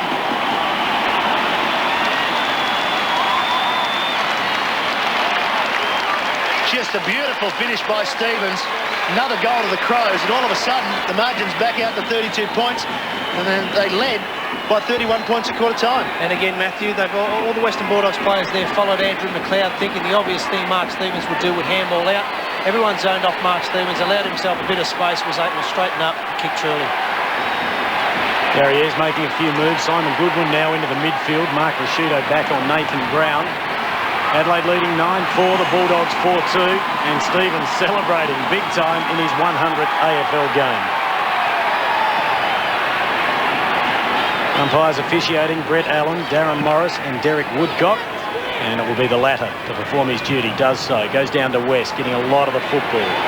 Rashudo, big fist away, big defensive pump, goes down to Bickley, couldn't take it, got one high, umpire saw it, and umpire Brett Allen and Mark Bickley, the former skipper, will take the free kick on the outer half-back flank. Had a great season, perhaps his best season. Just an outstanding season, isn't it? I mean, his testimonial year said it's going to be his last. Wouldn't be a football follower in Australia that wouldn't want him to go again. Well, actually, he hasn't really said it's his last. He'll wait and have a look, I think, Matthew. Oh, he has to go again. He's in rare form. And this man always is. That's Ben Hart. Has a bounce. Just outside 50. Puts it to the hot spot. Big leap by Clark. He held it. The gloved one. Doesn't kick a lot of goals. Has kicked 3 this year. And in 171 games has only kicked 26. But you'd expect him to kick this one. And I'd say that would do Matthew Clark a word of good with regards to his confidence. He's a former best and fairest winner for the Brisbane Lions in 1997. Doesn't take a lot of overhead grabs, and he toe pokes that one through for a point. Now, Wayne, what does that do for his confidence? Does it just shatter it straight away? On a serious note? Yeah, he would be disappointed that he didn't kick a goal, but I think that he'd be reasonably happy. It was a good, strong pack mark, and hopefully he can take a couple more. Deserved a goal. Let's go boundary side with Rod Jamieson. Yeah, Matt, the Bulldogs really struggling at centre-half forward. What they've done now, Chris Grant has moved down onto Mark Stevens, who's got 2 goals. Bandy's back on. He's gone to centre-half forward, and Harris coming off. Just need to get Chris Grant into the game. There he is. It's the Crows going forward once again. John Copp and Smith. The ball will be over the boundary line for a free to the Bulldogs, and Smith should be the man to take it. Under 7 minutes remaining. Crows by 33 points. The Bulldogs kicked the first 3 of this quarter. Had some momentum. The Crows quickly got it back, courtesy of 2 to Bode and 1 to Stevens. And they're back in control. That's missed the body. Liberatore's gone. Goodwin applied the tackle, but Libber got it to Grant. Forced it forward to Bandy. Got to get into the game. Wayne mentioned at the start that not in the form of late. Edwards did that cleverly. Got it back to McGregor. In turn, Benke. Not 15. Play on. 2 experienced defenders in Hart and Smart combined. Crowd. Confidence building all the time. Bickley drives out forward. 2-on-1. Stevens, though, have to be careful here. And umpire says no, it's going to be a boundary throw-in. Mark Stevens just holding his head there, hoping for a free kick, not forthcoming. Just gets up a little bit wobbly. So throw in the right forward pocket, about 35 out from the Adelaide goal. Darcy took that one. He was dispossessed, picked up by Goodwin on his natural left, has a snapshot, and he's just offline. He's a dangerous player, dual All-Australian. Adelaide now move along to 9-5, 59. The Bulldogs 4-2, 26. 9-6, 60 in fact. Robbins to bring the ball back into play. He's the designated kicker. They've turned it over a few times. This time he goes very long, and that was a beautiful kick to find Jan Syracuse. Been a little bit quiet in the second term. Runs into a bit of traffic. Johnson gets in his way and forms a shield. Nice pass. Out towards Dimartino, back towards Brad Johnson, loves to run, nice looking kick, Saunders onto the ground. And that made his debut at the age of 25, celebrates a birthday tomorrow, will be 26. Pops it in. Binky back with courage. Now at ground level. Tried to get it. McGregor went without it. Picked up by Bandy. And he's kicked it. So the Dogs making something out of nothing with their 5th goal in this second term. The Doggies now 5-2. 32. Adelaide 9-6, 60. The margin back to 28 points. Very disciplined piece of play. Nathan Brown behind there. Punched the ball down front and square. Daniel Bandy. Yes, it was discipline, but a bit of a concern that we've got Brown doing the jumping and Bandy doing the roving. But a much-needed goal for the Bulldogs. Margin back to 28 points. 14 scoring shots to 7. Tells a bit of a tale. Burton with 4 goals in the first quarter. Haven't seen him in the second. Laddams inside their forward 50. Out the back. Robbins. Here's Burton. That's a clever tap. Stevens perhaps should have given. Benke trying to get clear. Murphy the tackle. Round the corner. Chris Grant in the way. Inside the last 5 minutes of the first half. A couple of players to kick to. Liberatore likes to give off. Through the middle. He's got Murphy. Usually hits his target and does again. Very good skills by Murphy. And found what is really the danger man for the Bulldogs, Wayne. He's really the only one that looks like kicking a bag of goals. Yeah, and Western Bulldogs are actually leaving quite a lot of space for Nathan Brown to lead into. 2 goals, 2 for Brown. From his 4 kicks. He's had 5 marks, so the leading player, that's all his possessions. For his 3rd, for 2 very quick goals, it's coming back and he's got it. Once again, they swing the momentum. Hello? Hi, sweetie. Listen, I'll be home soon with KFC. KFC, cool. Crispy strips, crispy strips. Mum, get the popcorn chicken. She wants the popcorn chicken. Trust me. All right, that's enough, you two. Any chance of some original recipe? My chicken variety basket. All the best of KFC in one easy pack. I hope the kids weren't too much trouble. KFC. The margin back to 22 points. The Bulldogs kicking the last 2 goals, and there's a sad and sorry sight for the Adelaide faithful and for Nathan Bassett with what appears to be a dislocated elbow. Darcy got up high, stolen by Goodwin, as we mentioned, having a run on the ball in this second term. The ball clean bowled to Johncock. Good handball from Mark Stevens. Back to Johncock, just inside 50. He's dragged that one. Clark is there. Did he take the mark? No, he juggled it over the line. Tried to claim it, and in fact out of bounds on the full. The boundary umpire had a little trouble keeping up with that one, so the goal umpire did the work. Gee, I reckon he touched it before went over the line. I think he did too. There's a photo finish. The Bulldogs getting the benefit of that one as the ball's forced over the line again by Nelson. He came into this side as a late inclusion when yesterday Tyson Stenglein didn't come up at training session for the Adelaide Crows, and nor did James Gallagher. Doughty came back in for that player. He's on the interchange bench. You see Biglands down there at ground level. Liver applying another tackle. Gee, great to watch. Had a marvellous career. The ball comes out to Dimartina. Robbins, they're starting to run again, the Dogs. Pirouette's out of trouble. Lovely looking kick. Well, it looked good off the boot, but just over the head of Brad Johnson. And we'll have another ball in right by the interchange gates. Well, only just under 3.5 minutes remaining in this second term. And it's Adelaide by 22 points. In an interesting game, Adelaide got off to a flyer in the first term, led by 31. Darcy took that one. It's one of the trademarks of his game. Gets the handle over to Burst, who's kicked 1 already. That's a wobbly kick. Big fist away. The ball comes down to Smart. Bandy crashes his way through. Quick feed out to Gian Syracuse, and they've got another one. The beauty. They've kicked 3 on the trot again. So the margin back to 16 points. I take it back. Bandy should do the crumbing. Brilliant crumbing. Very, very hard attack on the ball there and put that goal down to Daniel Bandy. So Daniel Gian Syracuse gets his first goal, one of the many talented youngsters. Matthew Clark appears to be having a run on the ball. Bigland's going back for a breather. And the Doggies hang in there. The margin only 16 points. 3, 3 and 3. Goals to Bulldogs, Adelaide, now Bulldogs.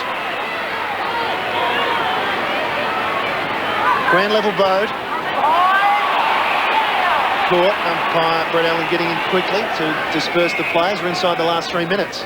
Well, I don't think the sequence will continue. Adelaide will run out of time with only about 2:48 on the clock. Oh, they've got time. They can do it. Ball up.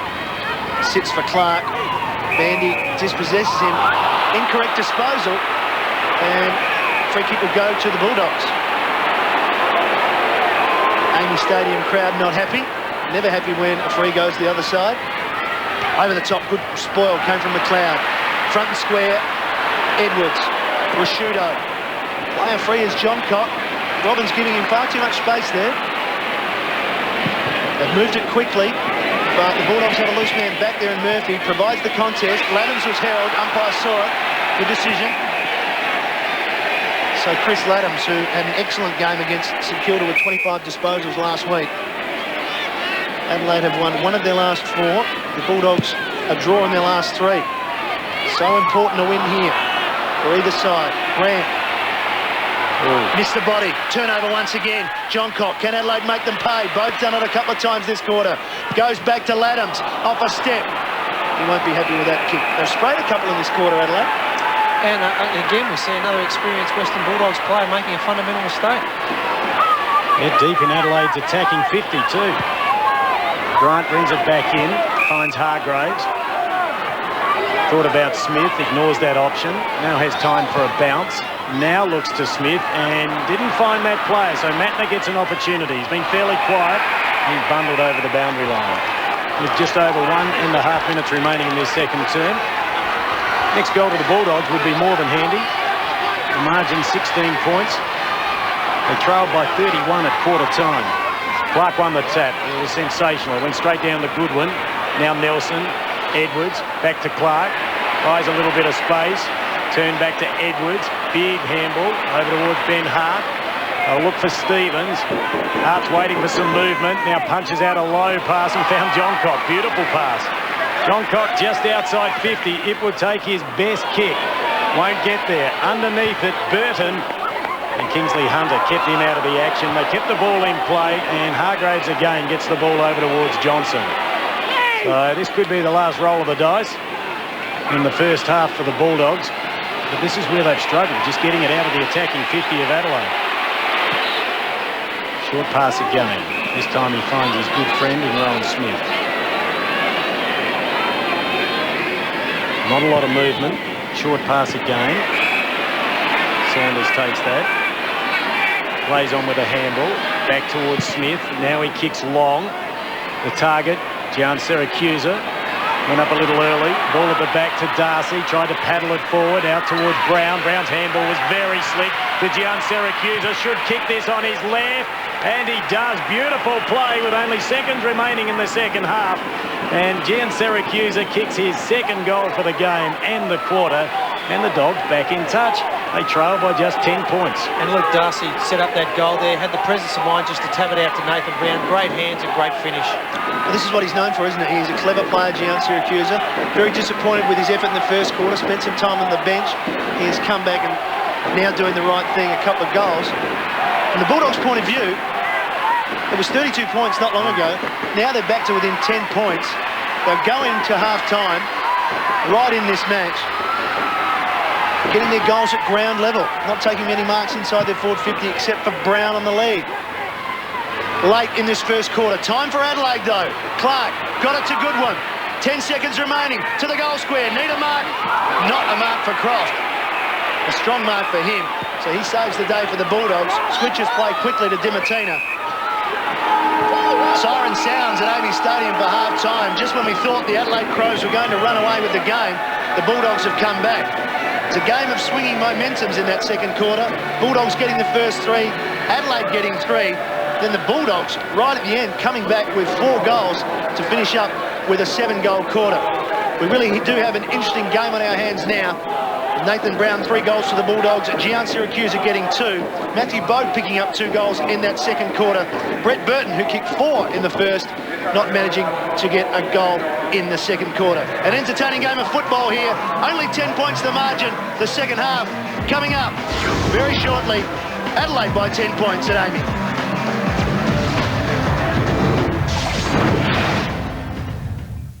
Fine, yes. So just tell him straight out the answer is yes. Yes. Yes. This news break is brought to you by Bank SA Personal Easy Loans. Good afternoon. In Adelaide's National 9 Youth, there's been another fatal house fire. This time a man in his 50s has died when his Salisbury East unit caught fire this morning. 14 people have now been killed in house fires in South Australia in the past 12 months. In most cases, smoke alarms were either faulty or simply not fitted.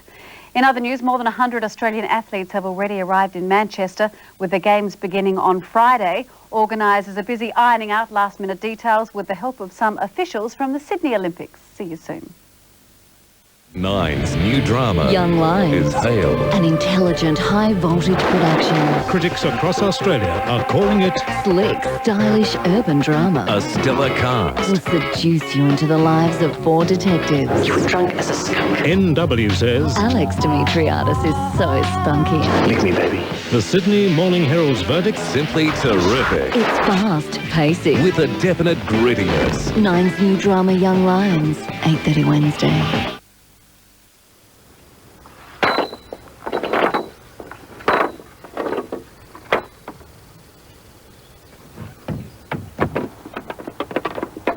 Mars, free bars. 1 in 6 bars goes free. July is cold and very boring.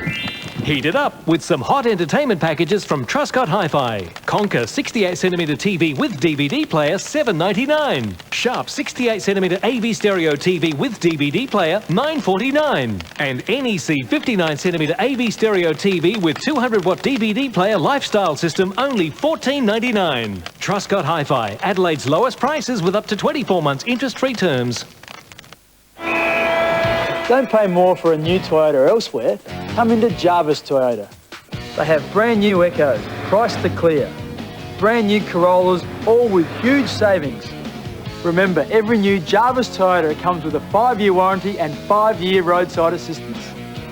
Sign up, drive away, no deposit and no repayments for 9 months. Hurry to Jarvis Toyota for huge savings on new cars. Jarvis Toyota. I reckon they're the best and fairest.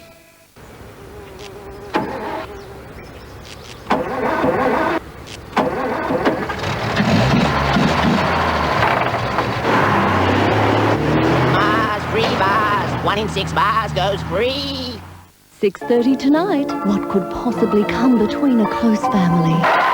What were they thinking in this room? I do trust my sister-in-law. I think maybe by the time it's finished, it'll be okay. Today is going to end in tears. All new changing rooms. Then on Location. I'm getting quite sick of it at the moment. It's unfinished business. There's Bluff and Counter Bluff. 336, 120 days, that's it. Who'll crack first? Not doing it like that. Changing Rooms, followed by Location from 6:30 tonight on 9.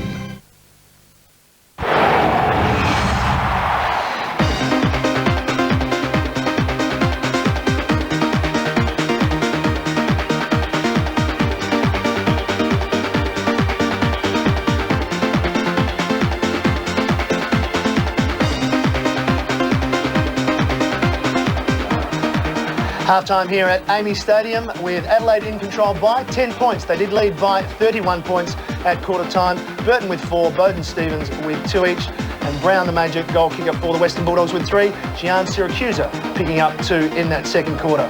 Round 16 is continuing around Australia. There's been 2 other games that we've been following the progress of. The Brisbane Lions taking on Sydney at the Gabba, and Carlton and St Kilda at Colonial Stadium, the battle for the wooden spoon. We're going to show you the scores of those, the final score from the one at the Gabba and a progressive score from Colonial. If you don't want to know the score, you can look away now.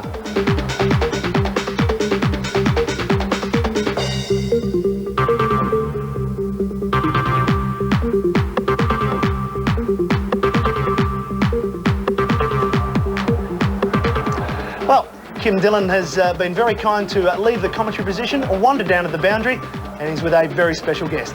Thanks, Matty. I certainly have. A few weeks ago, the National Under-18 Championships took place in Melbourne, and I have the winner of the Lark Medal, who is the best player in the national competition, and that's Byron Shammer. Byron, congratulations. Firstly, how did you find the competition over there? Actually, the first couple of games was really tough playing against Victorians. They're really hard at the ball, around the pressure. I was pretty tough around the ball to start. And good to get out there and play on a few of those Victorian grounds. Yeah, MCG was all inspiring. run out there and you look up and you think of the history and the tradition of the MCG, and it's just great to be out there and playing with all of your mates and against Victorians. Byron, Matthew Campbell upstairs. South Australia in the past couple of years have struggled a little bit. They've made a statement that they're going to come out and get better in this competition. You weren't far off the mark, were you? Except for a couple of slow starts, in particular against Vic Country. Yeah, we actually won 10 out of the 12 quarters, so we weren't far off the mark in that sense, but the Victorians just jumped us in the first two games in the first quarters, but South Australia, I think, could have won the carnival quite easily. And from your point of view, winning the Lark Medal, a prestigious award, where to from here? Because we know the under-18 competition sets up the draft for many players. Yep. Talking to any potential managers about your future or any potential clubs? Yeah, I've got signing with a management group Flying Start with Max Stevens and Justin Reid, so they coordinate all that, so they've just keep me informed on all that kind of stuff for the draft camp and then the draft, so yeah. And just quickly on the draft, Byron, where would you like to end up? Would you like to stay in South Australia, or are you concerned about it? Doesn't really worry me anywhere, mate. I'd just like to play an AFL club, so it doesn't worry in the state, so it doesn't matter. Well, congratulations on your medal win, and hopefully you will fulfil that dream and play AFL football. Thanks so much, Kim. Back to you, Matty. That was Byron Shammer, the Lark Medal winner from the under-18 national competition. Yes, and he joins a list of prestigious names that go on to play AFL football. Now, our apologies to Brisbane Lions and Sydney Swans fans. Carlton and St Kilda fans very happy they got to see their score for quite a while. We'll now check out the final score from the Gabba. The replay is coming up, so you can pop off and get a cup of tea.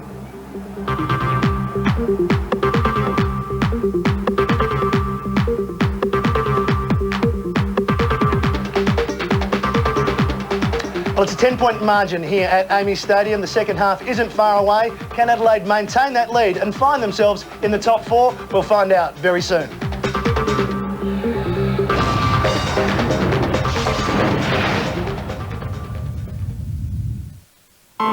Remember this. People screaming, windows smashing.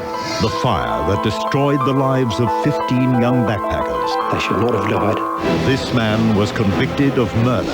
But that's not the end of the story. 15 people dead. Now, the whole truth behind the Childers tragedy. It was illegal. Yes. Also, the greatest story ever told. The magic that's bringing our ancestors back to life. When Toyota presents 60 Minutes tonight. Hello. As you may know, cigarettes have been linked to cancer, addiction, emphysema, heart disease and premature death. And as a result, we at My Tobacco Company are introducing a total product recall. All of our product will be withdrawn from sale wherever it is in Australia until we can guarantee that it poses absolutely no threat to your health. Because if there's one thing we care about here, it's your health.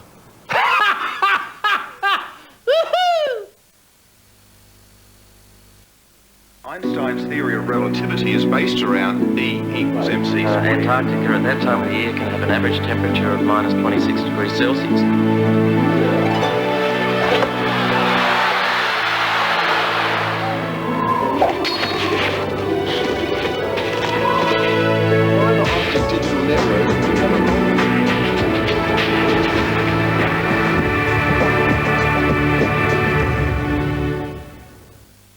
See the new Mitsubishi Diamond inverter splits at Manix Air. Save a massive 30% on running costs.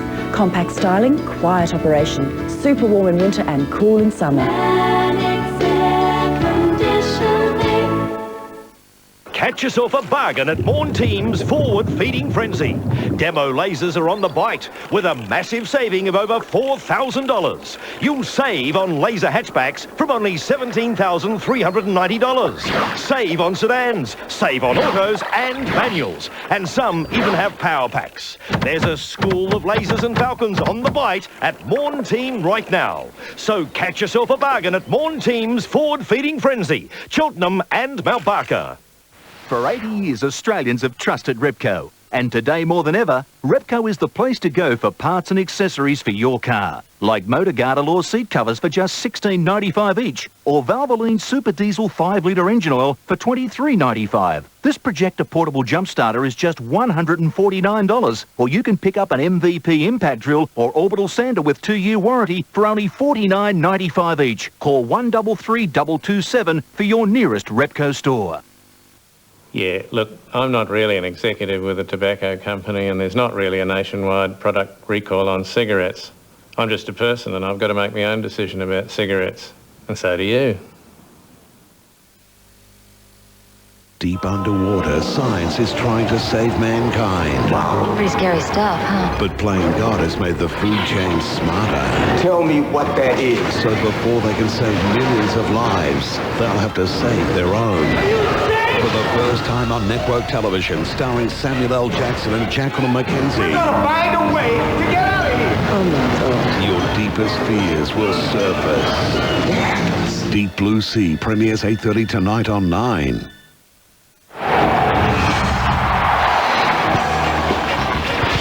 Sun is shining here at Amy Stadium with the Adelaide Crows leading by 10 points as we prepare for the third quarter. A couple of players who have been very influential in the first half, perhaps ones to watch in this second half.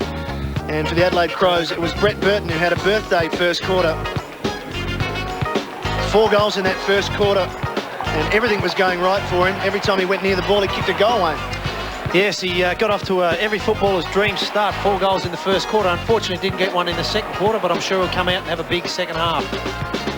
As we see, just no one in front of him there, gets the handball from Hart and finishes off. He's the leading goal scorer for the Crows, now with 33.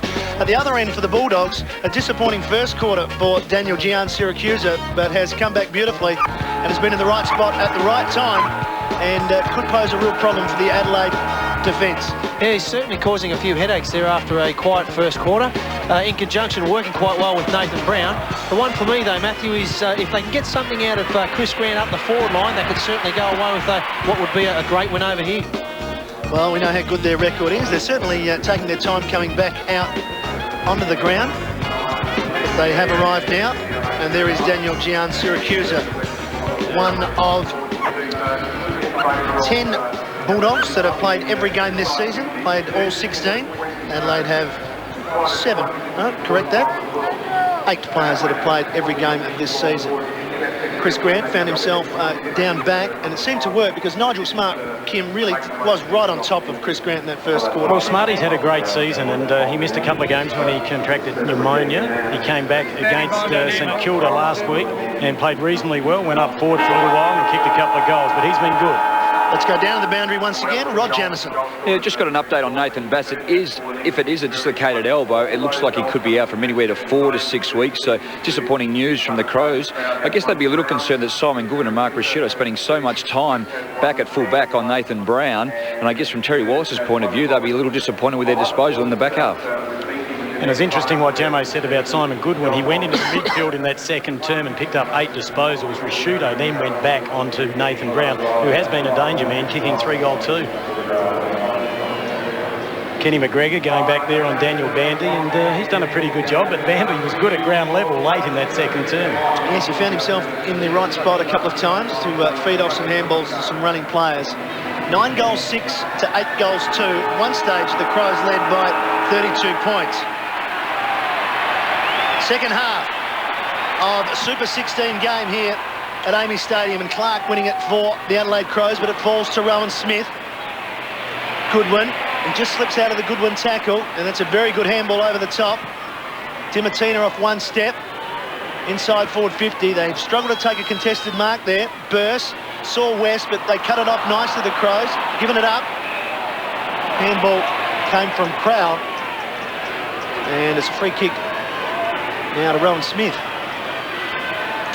Plenty of the ball in the first half, Rowan Smith, 13 possessions. West decides to back himself.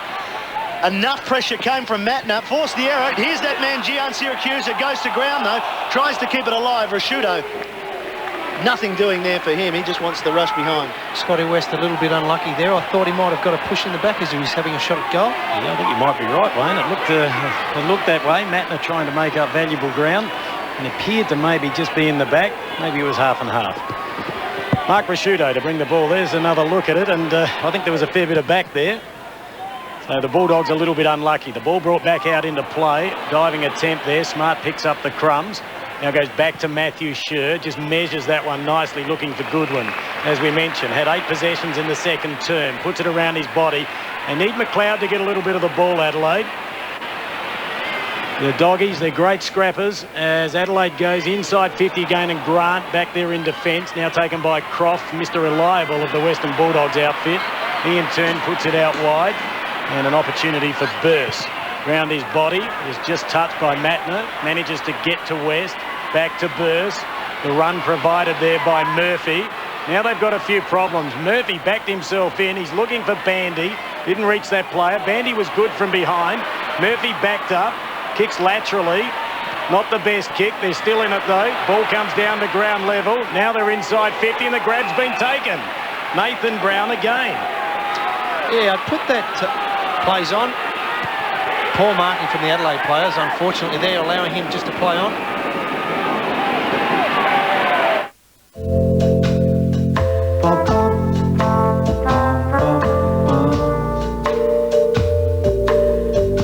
You say this guy's in love with you. Yes, I'm in love. Caprice Series 2.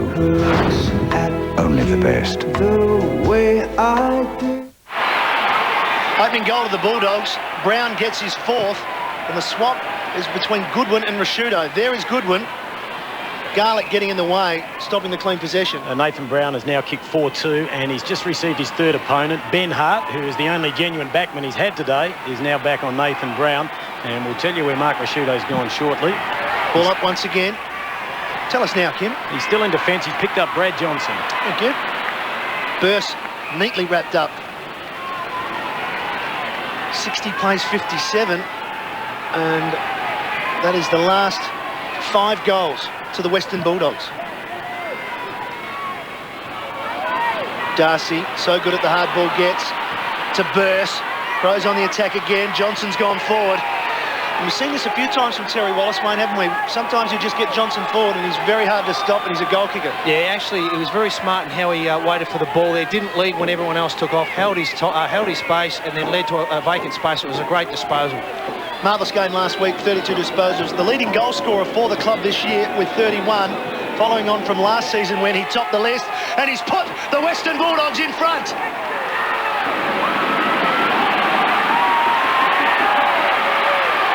Silence here at Amy Stadium because the Western Bulldogs have kicked 6 in a row. Johnson gets his first.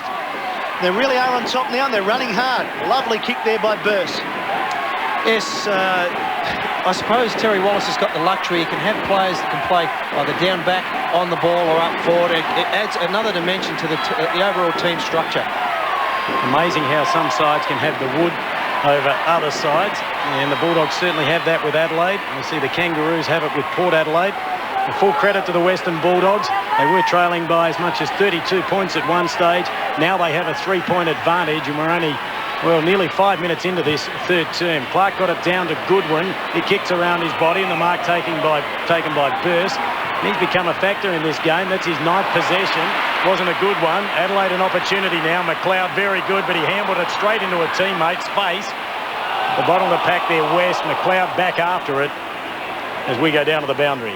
Yeah, just looking at that matchup, Kim, we're talking about Mark Rashudo and Goodwin changing the back line. You've got Tyson Edwards sitting up on a wing. He's been picked up on Robbins. That seems to be like the probably swap that would happen, and that would allow Goodwin and Rashudo to swap through there and not upset the back line. Yeah, not sure if Rue's happy about being in defence. Hasn't been a big day for him. It has, though, for Paul Dimartina. He's had a lot of the football, and this will be possession number 18.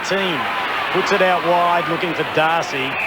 The ball out of play in front of the old scoreboard, which has the Bulldogs in front by 3 points. 9-6 plays 10-3. They will go lateral, won't they, Wayne? They will switch it lateral. I mean, they've got 4 players in the top 10 marks. There's the handball from McLeod that hits Bickley in the head. But Bandy, Gin, Syracuse, Johnson, Darcy, all in the top 10 in the league, which suggests they'll just swap it around. Yeah, and I think that's something that's drilled into them at training.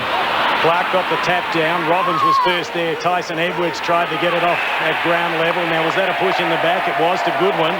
Perhaps a little bit soft. The advantage has not been paid. And the ball will have to go back to Simon Goodwin.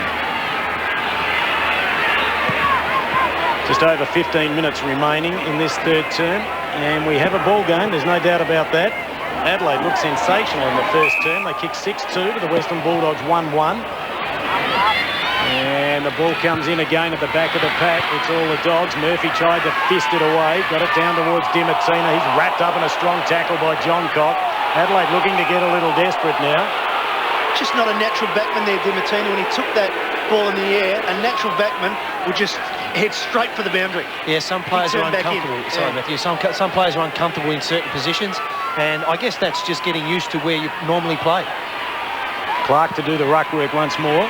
Gets front position, wins the tap, down to Goodwin, being followed by Liberatore. Stevens had a pretty good first half. The handball to Laddams, that was clever, over to Goodwin, reverse punt, and he has kicked it.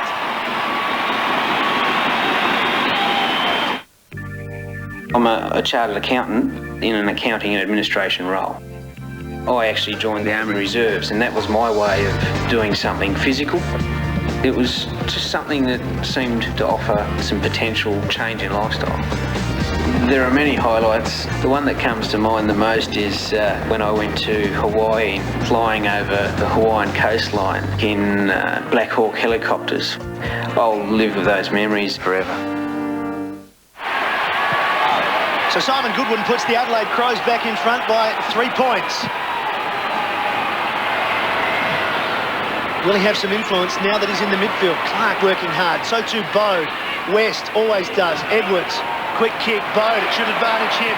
It gets a horrible bounce, but he's still in it. Well done, spins out of trouble. Got a player loose on the other side, but goes to the hot spot in front of the square. Almost a mark by Stevens. Crowd want it. Kingsley Hunter over the top of him. Croft, Grant, he's got to get rid of it. McLeod wraps him up. We'll have a ball up. So close, Mark Stevens. Yes, once again, another fine example of him backing back without any concern for his own safety there. A little bit unlucky not to have been paid the mark. I would have paid that, but I'm not in white. He may get a free kick, he does. So it all may be coming good for him after all. He's kicked 2. As Wayne has mentioned a couple of times, he provides the contest with great courage. As Chris Grant just clumsily pushes Stevens to the ground, who felt pressure. So, we've had 2 quick goals to the Bulldogs at the start of this quarter, and now a wonderful opportunity for Stevens to square the ledger. And Matty, Chris Grant just knew he was in a tad of bother then. As he went to ground, he quickly turned around looking at the umpire to indicate that there wasn't a lot of body on Stevens. Stevens for number 3. Sneaks it in. Yeah, I'm locked out. Shouldn't be too much of a problem.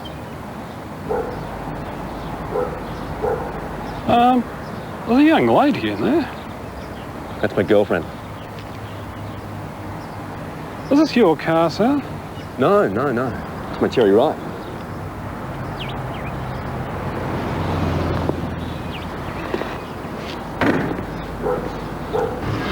That's my Cherry Ripe.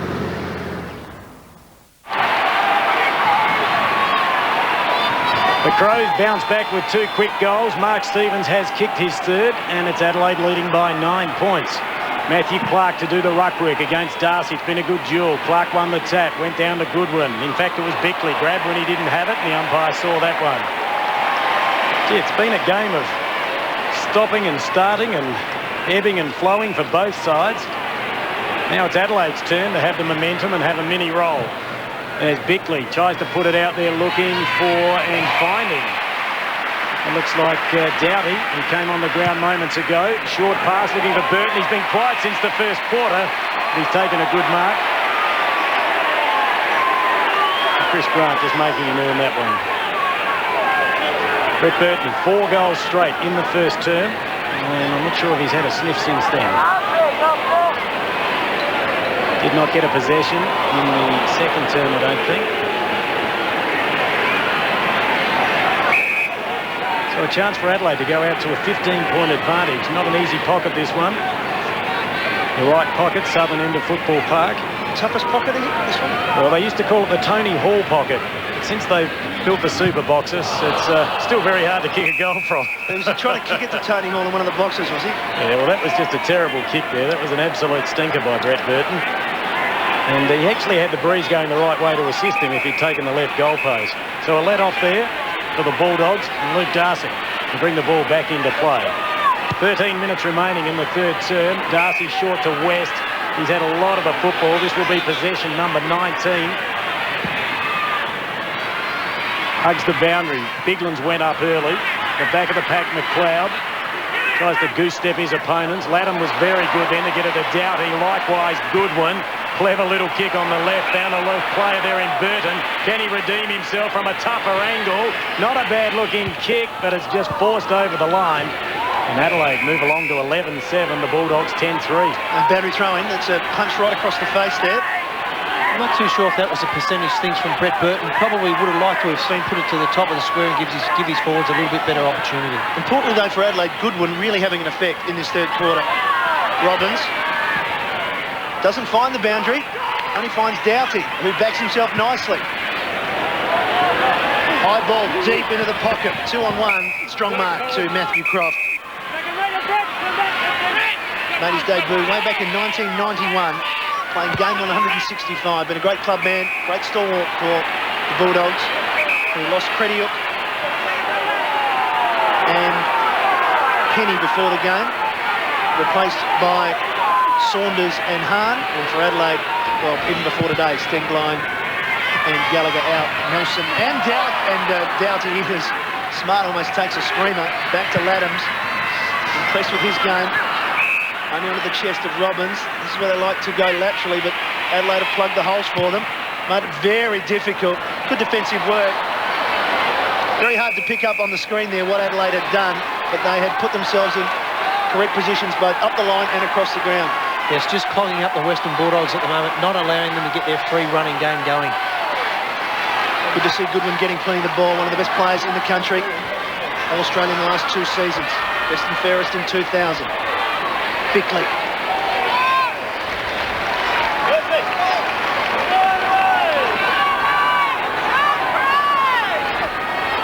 9-point margin. After 6 goals in a row, Adelaide have kicked the last 2. Clark. Clever tap work to Bickley.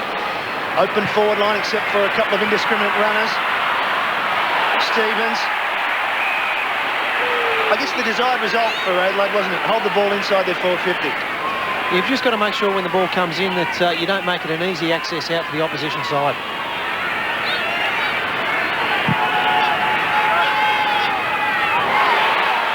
Way they go now.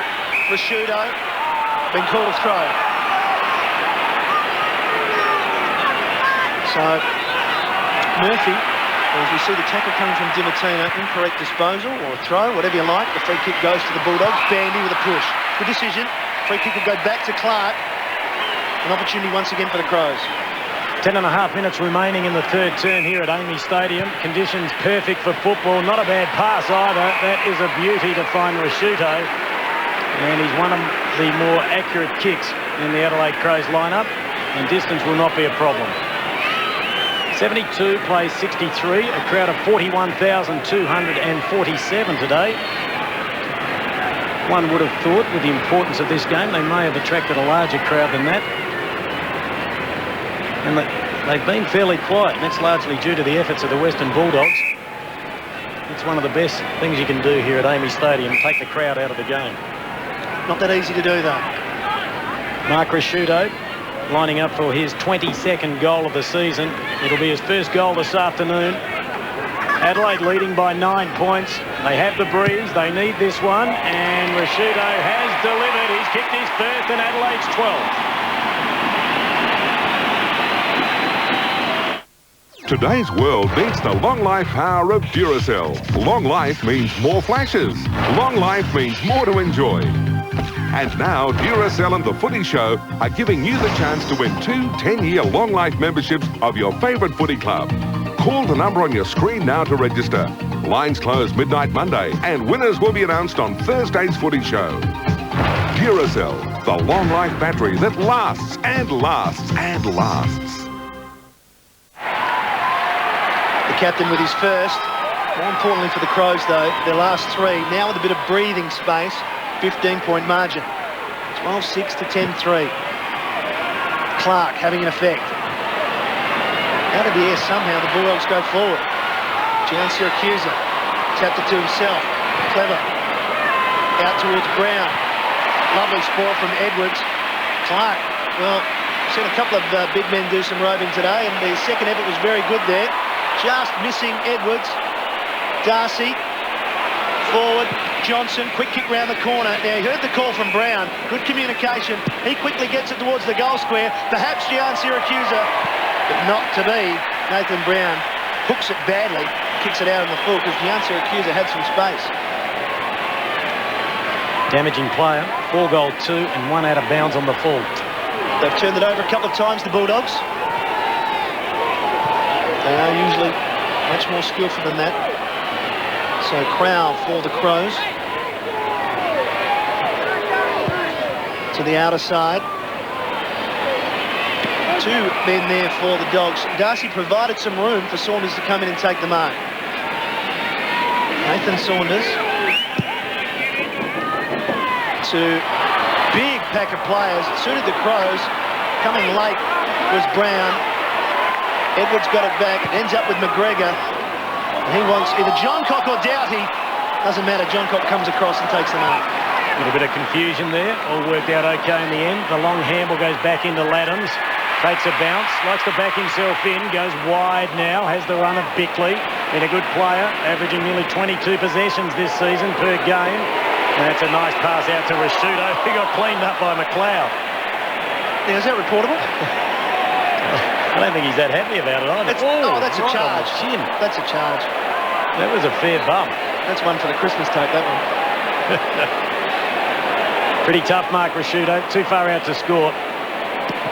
He can give it a fair ride, though. Kicks it to the hot spot. Bigland's the target. Clark got back there as well. A good effort there by Darcy. And Darcy now clears with a short pass out towards Dimartino. Possession number 20. 78 plays 63. Umpire doing a little bit of policing. Now they go across ground. The loose player is Kingsley Hunter. Former Fremantle player. Hasn't got a lot of movement on the members' side. He may have to go back to the outer again. Now the lead provided by Bandy. He ignores that. Puts it out looking for Croft. Nice looking kick. Good mark. You'd be happy with a player like Croft in your side. He's 100% every week. Very reliable, very committed. Nice looking kick looking to Saunders. Bit of body play there with Smart paddling it forward. It comes out to Stevens. Couldn't get onto that one. That was good work by West. Back to Grant. Burst. The kick out there looking for Johnson. Gee, that was a terrible kick. The free kick will be taken by Adelaide and Tyson Edwards. Crowell provides some run. Instead, the kick is short to Scher. Now out to Crowell. John Cock and Bickley provide the lead. The ladder is used. Oh, good work by Robbins. Big fist away. Ball back down to Crowell. The handball was good. Taken by John Cock on the first bounce. Good acceleration. Kicks it long. Livers back there. Awkward bounce. Oh, Dimartino again. Possession number 21. Got it out to Liver at the back of the pack. In turn to Smith. Doughty was there. That's a good handball out to West. West on the left. They need a grab here. Garlick underneath it. Couldn't take it, but he gets the football. Backs himself in. Kicks it long. Brown at the back of the pack. Lurking. Gian Siracusa. Desperation by Scher. And good play by both sides. So we'll have a bounce down, about 20 out. Just this caught my eye before Matthew Croft. He takes the mark. Now he plays on outside the boundary line. That is a boundary throw-in. Maybe you should be in white. There's the bounce down. It's not my colour, Kim. Down to Laddams. Edwards, Goodwin.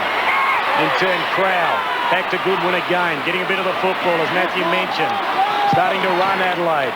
Scher measures the kick. It's a nice one to find Bigland. What will the big fella do? Kicks long. It's close to the boundary line.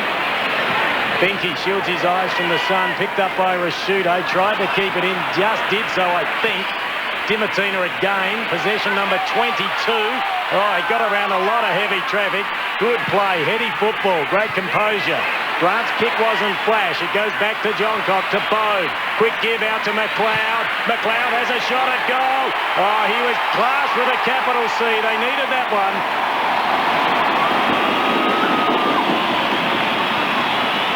All she was worried about was losing her rating 1.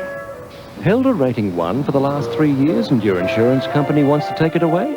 Call Amy. They'll give it back.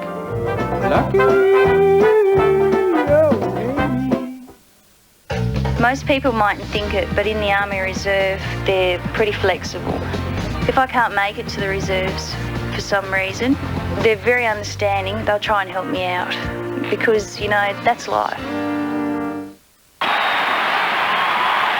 He's back with 2 goals already, and this game is opening up. Now it's time for the teams to run, but Adelaide have got a 21-point margin. Garlick. Bulldogs need a goal. Over the top to Burst. Can kick the ball a reasonably long way. Hooks it back towards the goal square. Falls over the back. First there will be an Adelaide player. Take your pick. It was Crow who came in with good acceleration. Let's go down the boundary once again. Rod Jamieson. Yes, Mark Stevens has been so good at centre forward. He's with these 3 goals. He's come off with cramp, and Binky's come back on, and you'll see Ben Harrison come back on, and Saunders come off for the Western Bulldogs.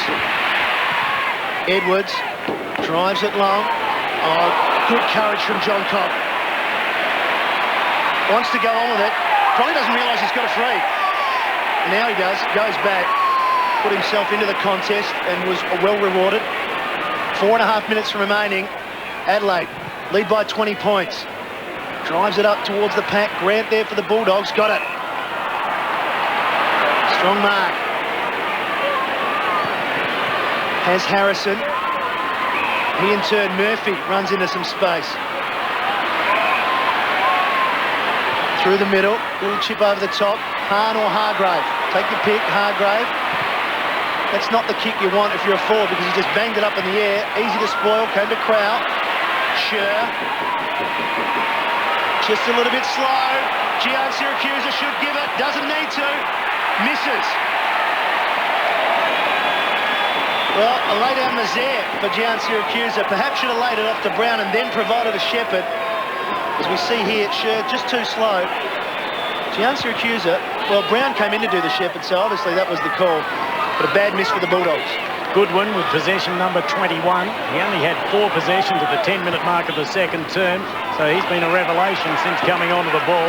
Short pass found Doughty. Started on the interchange bench. Adelaide inside 50. Strong mark, Rashudo. Kicking with the breeze. Now the distance will not be a problem here. And the skipper has kicked 1 in this term.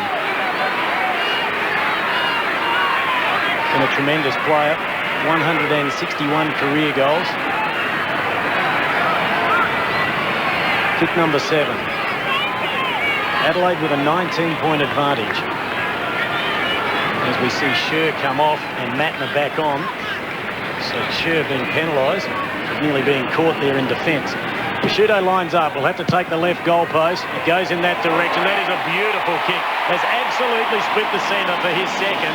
Adelaide back out to a 25-point margin. And we approach the 25-minute mark of this third term here at Amy Stadium. There just seems to be a little bit more fluency with Adelaide's style of play at the moment. The Western Bulldogs are chipping short. They're going wide, not going direct. Conversely, Adelaide straight down the line, resulting in a goal. And I think their skill level showing out as well. The Bulldogs have missed more targets. And I think that's Adelaide's 5th goal in a row. So it's been amazing, the sequence of goals. Yeah. So which means we're in for a hell of a last quarter with the Bulldogs coming home. Most of the scoring done to the right of screen. And that breeze picking up to the southern end of Football Park, which is the right of screen. Crowd with a bit of voice. Grows out to 25 points. Laid down beautifully by Biglands. Once again, it was Goodwin who gets it forward. Dimartina has tried very hard, but he's beautifully tackled by McLeod. Spills out towards Smart. Enough to get it on to Bode. Bode for his 3rd. Yes, that's good enough.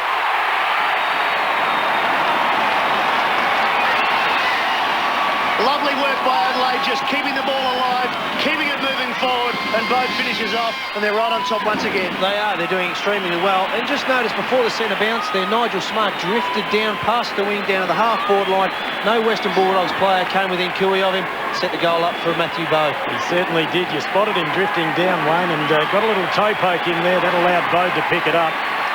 It's an amazing game of football here at Amy Stadium. Adelaide all of a sudden out to a 31-point margin after the Doggies hit the lead early in this third term. So that's 6 in a row each, 6 all? Yep. Time for a tiebreak. Well, let's see if the Dogs can bounce back. 96 plays 65. Bigland's back in the ruck. Opposed to Darcy. It comes down to Bowe. Had a fumble. Picked up by Bickley. Gets a quick kick away. Back there is Grant. Started up forward on Smart. Now in defence. Kick out wide. Finds Darcy. Darcy plays on. Thought about the handball, but it's a lovely kick to find Garlick, who can kick a goal. He runs himself inside 50. Lines them up. And just offline. Well, they've missed their last 3 attempts. And a couple of players who do finish, as I say, Garlick is a good finisher, Giannis accuser usually, so wasted some opportunities. Edwards is back in the game, and quickly he takes the kick to Bickley. Still time for the Crows, just under 2 minutes remaining. They're running now through Matner. Spots McGregor quite nicely. Not a lot of ball from McGregor, but Matner's run for him to 50 metres. Can the young 19-year-old from Sturt finish it off? Right to the goal square. And it's hit the woodwork. 51 points to the Adelaide Crows.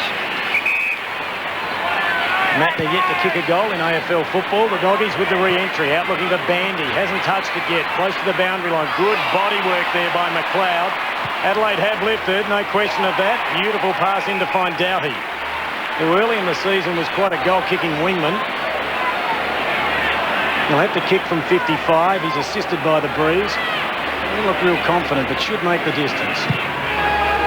Not a bad-looking kick off the boot. Just going across the face of goal, through for another score. Adelaide doing all the attacking. Inside 50s, Adelaide 49, Western Bulldogs 32. And Mark Stevens there just trying to, well, get rid of that cramp, stretching the hamstrings and the calves. A little bit tired against St Kilda last week. Murphy brings it back into play. Just a minute remaining in this third term. Good body work by Croft. Strong mark. Quick handball too. Last chance for the Bulldogs in this third term. Rowan Smith. He's had 2 bounces. Nice looking pass. Looking for Johnson. Takes the mark. He's got great hands out in front, hasn't he, Wayne? Like, very strong hands. And that looked like two players that actually do that quite a lot, whether it be at training or during the course of a game. Fair to say that Brad Johnson always been a great player, but just starting to get the credit that he deserves as one of the great players in the game.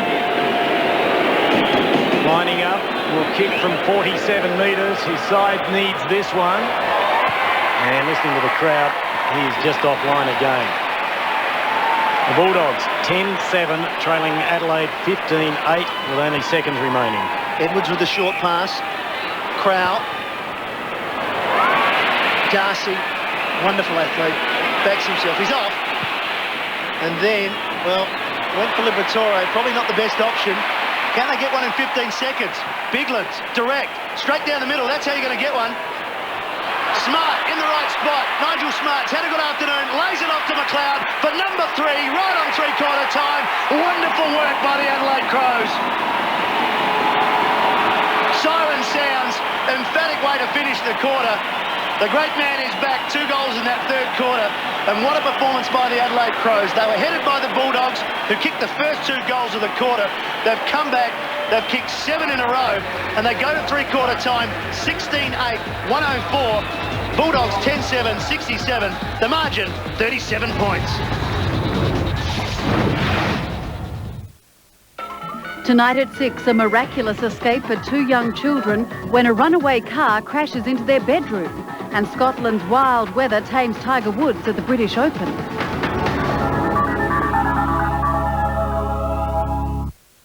I am so fat. Trying to be thin. The anorexia made 11 years of my life hell. Rebecca's cry for help. This is my last chance. When a mother's love just isn't enough. I can't understand why they haven't got her in hospital. Plus, this is going to be fight. Road hogs putting lives at risk. Just stopped suddenly and we nearly run into the back of them. The real emergency on our roads. Come on, get out of the way. Nissan presents A Current Affair. I know my family needs plenty of fresh, clean drinking water. Puretap saves me money and provides an unlimited supply of pure, clean, great-tasting water in my kitchen. Call Puretap now for the purest water on tap.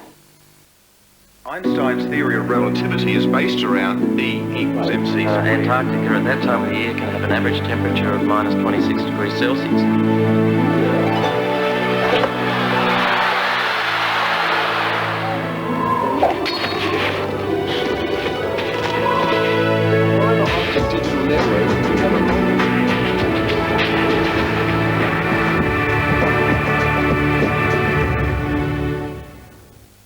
Catch yourself a bargain at Morn Team's Forward Feeding Frenzy.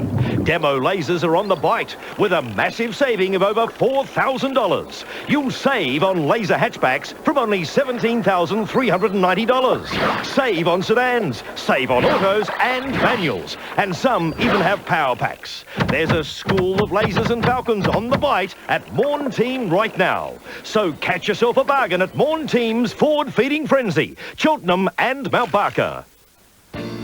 Mum and Dad are going to be there, so make sure you wear something decent for a change. Wear something, wear something, wear something, wear something. Wear something decent. Peter Shearer Menswear, Rundle Mall.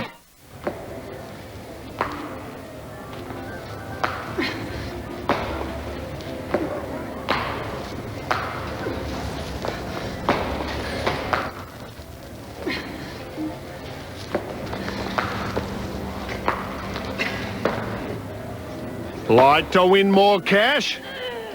You could share in 50 grand in cash and prizes when you play Mr. Cashman. It's the latest game in town and it's only at Sky City Adelaide. July is cold and very boring. Heat it up with some hot entertainment packages from Truscott Hi-Fi. Conquer 68cm TV with DVD player, $7.99. Sharp 68cm AV stereo TV with DVD player, $9.49. And NEC 59cm AV stereo TV with 200-watt DVD player lifestyle system, only $14.99. Truscott Hi-Fi, Adelaide's lowest prices with up to 24 months interest-free terms. What a big week it's been in football. The truth. From Collingwood's point of view, we had no idea what HIH was doing. Can you handle the truth? Nathan couldn't be in tonight. He has to be blood tested. It was found that Eddie had contracted HIH. The Footy Show, Thursday, 9:30. This AFL coverage proudly brought to you by Holden, Cadbury Dairy Milk and the Navy, Army and Air Force. On a pleasant Sunday afternoon at Amy Stadium. Big ask for the Bulldogs, but they are kicking with the aid of a breeze. Whether they can get the 37 points back, who knows, as West pumps it forward for the first time. They need to get a good start, the Bulldogs. Play on the call, Bandy, slips it back to Johnson, spots a player at the corner of his eye, and that is Daniel Gian, Syracusa. Well, if the trend continues, they'll kick 6 in a row, yeah. We'll kick the next 6.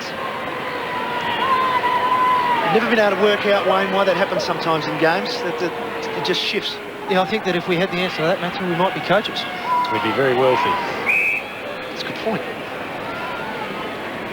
We saw Rashudo and McLeod kick from this position without too many problems, so Gian Syracusa should kick his third, Matty. Yes, he's made a couple of errors, but he's been dangerous in front of goal, gives it every chance, and pops it straight through. Just what the Bulldogs are looking for at the start of this fourth quarter. His third. Margin back to 31 points. It is a tough ask, but if they keep winning it out of the centre, they're a chance. Yeah, that's the crucial part of the component of the game, Matthews, to get first hands on the ball out of the centre. Daniel Bandy stayed in the contest. I thought he was a little bit low enough not to get paid the mark. Had the presence of mind to handball to Brad Johnson, and a good finish. Margin back to 31 points. Dimatina in the square. He's had a very good game. He's alongside of Bickley, who likewise has played well. Brad Johnson is there. Goodwin, West, and it's Darcy opposed to Biglands. Darcy won the tap, went down to Dimatina, dragged it in beautifully. On the left, puts it up looking for Brown. Edwards was the destroyer. The ball comes down to ground level. In there is Matner. He's wrapped up in a tackle. But once again, the Doggies very quickly into attack for the second time in under just 2 minutes of this final term. Umpires officiating Brett Allen, Darren Morris and Derek Woodcock. Over the top of it, Matner again, picked up by Bickley. Handball not a great one, went to Gian Syracusa. They go forward again, that was Alvey. And then picked up by Garlick just offline. Margin back to 30 points, so they've picked up 7. Yeah, Simon Garlick with his back facing towards goal probably could have given off the handball to Nathan Brown. Might have been a better option. 30 points, 5 straight goals. Edwards, the designated kicker for the Crows. The Bulldogs look as though they've gone man-on-man with the kick-out. So immediately Adelaide players trying to swap sides. Usually opens up a player, or if you get into the huddle. Big mark by Biglands. Well-weighted kick from Edwards so he could run onto it. Enjoyed his game against Darcy. There's that man McLeod. presenting. Open forward line. Very open. Goodwin. Wonderful kick of the football. Bang! Huge courage from Johncock. Gets up quickly. So to Rashudo. Good to see. Laddams spots a player on the lead. Kicks it out in front. Over the top of Benke. The spoil came from Harrison. And that's just great attack on the ball. Have a look at this. Johncock. Suicidal almost. You would probably, from a coach's point of view, they'd like to see a player call their teammate in or call that player to stand back and allow him to go for the ball. Clark lays it down to Goodwin, kicks the goal. Take it, Matthew Clark, your goal.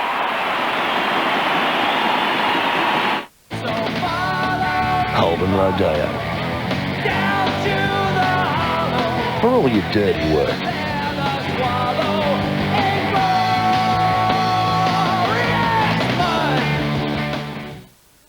The Amy man's in the house already. Don't be so nosy. They've offered them a hotel for the night. Which hotel? If required, in an emergency, Amy can arrange temporary accommodation for you.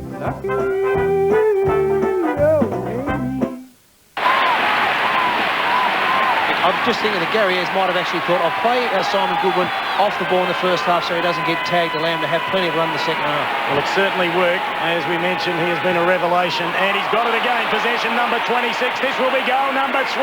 He pumps it from 50. The crowd love it. And so does Simon Goodwin. He is hot at the minute. 2 goals in about 20 seconds for Simon Goodwin. He's kicked 3. And Adelaide going from strength to strength. The margin now out to 42 points. And once again, Simon Goodwin just looking as though he's running out the game with plenty of legs, plenty of freshness in his legs. And maybe just Gary Ayres just might have thought, if we put all our good players on the ball to start with, they'll tag them. We won't want to do that. Don't give them what they want. Fantastic stuff by Simon Goodwin. Huge finish. And the opening goal of the Bulldogs, perhaps giving them some sort of sniff. Goodwin on his own, quickly snuffing that out. Here he is again. This time Dimatina to McMahon. Haven't seen a lot of game time from him. McGregor in front of Bambi. Dragged to the ground. Good pick up by Chris Grant. Spinning now. Has a player in the middle. Could be a goal fest this last quarter. Alvey. Poor finish. Once again, the difference in skill level there. Adelaide are finishing. They missed some opportunities in the second half, the Bulldogs, and they've got to take every one. There's a bad miss that one. Stevens comes back onto the ground, changes with Brian Benke. As Edwards heads to the outer side to the run of Smart. Dare I say it, a smart kick. I like Nigel Smart's game. He's done everything right. Ball holds up a little bit there on the wing. Darcy. This is Doughty. Back to Hart. In some space. More than he expected, I feel. Burton, the leading player. And that is great skill by the Adelaide Crows. You have to take your hat off to Kingsley Hunter. Burton kicked 4 in the first term. I think most of those were on Hahn, and Hunter's been very good. And Burton hasn't kicked a goal since or a point. But Gary has to be very happy with the fact that Burton stopped kicking goals, but he's got 3 out of Stevens, 3 out of Bowe, 3 out of McLeod, 3 out of Goodwin. So other players popped up.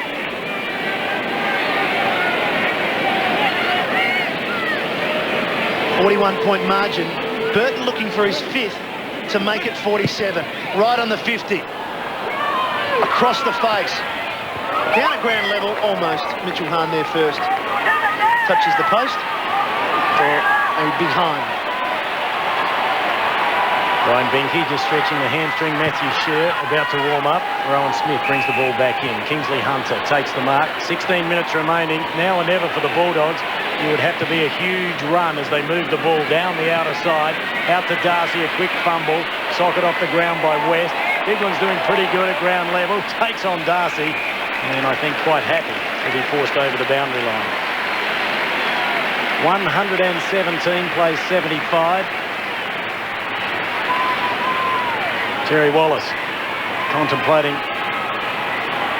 what the rest of the season holds for his side. Now Bickley. Adelaide inside 50 again. Clark couldn't grab it. Good pressure though. High tackle on Croft. Still time. We've seen some amazing comebacks this year, but this one seems highly unlikely. The margin 42 points. 15 and a half minutes remaining. Big Crofty. Not sure which way to go. Puts it out. A big mark taken there by McGregor. Got a pretty good job on Bandy. Quick handball. Mopping up in the back play there is Hart. And Burton again takes another mark. May struggle from right on 50. Plays on straight away, so he kicks it from 46. Wobbly old kick and just touched on the line. Good defensive play. And that was by Croft again. Great effort. And good thinking by Burton. Yeah, both coaches would be a little bit disappointed. There's been a couple of instances from both sides today. Very poor marking with players that are on the mark. On the mark within scoring range too, inside their forward 50s. Murphy for the Dogs. Big mark, a big pack form, almost the mark. West flips it back to Darcy. In turn Johnson. Alvey. Goes back to where it came from. Up the line, Dimatina. West, they've had plenty of it. McMahon. Long ball, Brown the target. Oh, good mark. Great body work by Nathan Brown. Just edged Edwards out of the way. Put himself in the best position. This is a wonderful shot of it here. And good strength from Nathan Brown, who has kicked 4 so far. He's kicked 1 in the first, 2 in the second, and 1 in the third. For goal number 5, the home crowd will let me know that he's missed. Dimatina comes off for a spell after racking up 24 possessions and 8 marks. 4 goals, 3 and 1 out of bounds on the full for Nathan Brown. It's a very easy re-entry for the Adelaide Football Club. Edwards got it out towards Goodwin. Goodwin possession number 28. It's an accurate one to find Matner. He struggled a little bit today. Gets around onto his left boot. Puts it up to centre half forward. Nice kick to find Doughty. Burton provides the lead, so too Stevens. Good defensive play there by Hargraves. Chance for Adelaide. The ball back out to Mark Stevens. Torpedo, a reverse check side it was, and he's kicked his 4th, has he? Touched right on the line. A rather audacious attempt. He's been in pretty good form. Wasn't bad, was it? Didn't want to use the left. Bad, yeah, I think that's a fair point, Kim. He doesn't back himself in too much on the left side of the body. 18-11, plays 11-10. 13 and a half minutes remaining. And the Doggies a chance now as they bring it back to the member side. Rowan Smith has the football. Possession number 18 for the veteran. Puts it out looking for Garlick. Good work by Matner there. Stood his ground. Rashuto picks up the crumbs. Handball over to Goodwin. Another possession. That was 29. Now back to Tyson Edwards. Likes to run with the football. They go across ground there. Burton provided the lead. So too McLeod. Crowell over the top of it. Paddles it forward. Back towards Laddams, held off on the handball. Doughty again, not sure which way to go. Now puts it out looking for Johncock. Good work by Hargrave. Johncock picked it up, hit the post. Not a bad attempt. Adelaide move along to 18-12. The Bulldogs 11-10.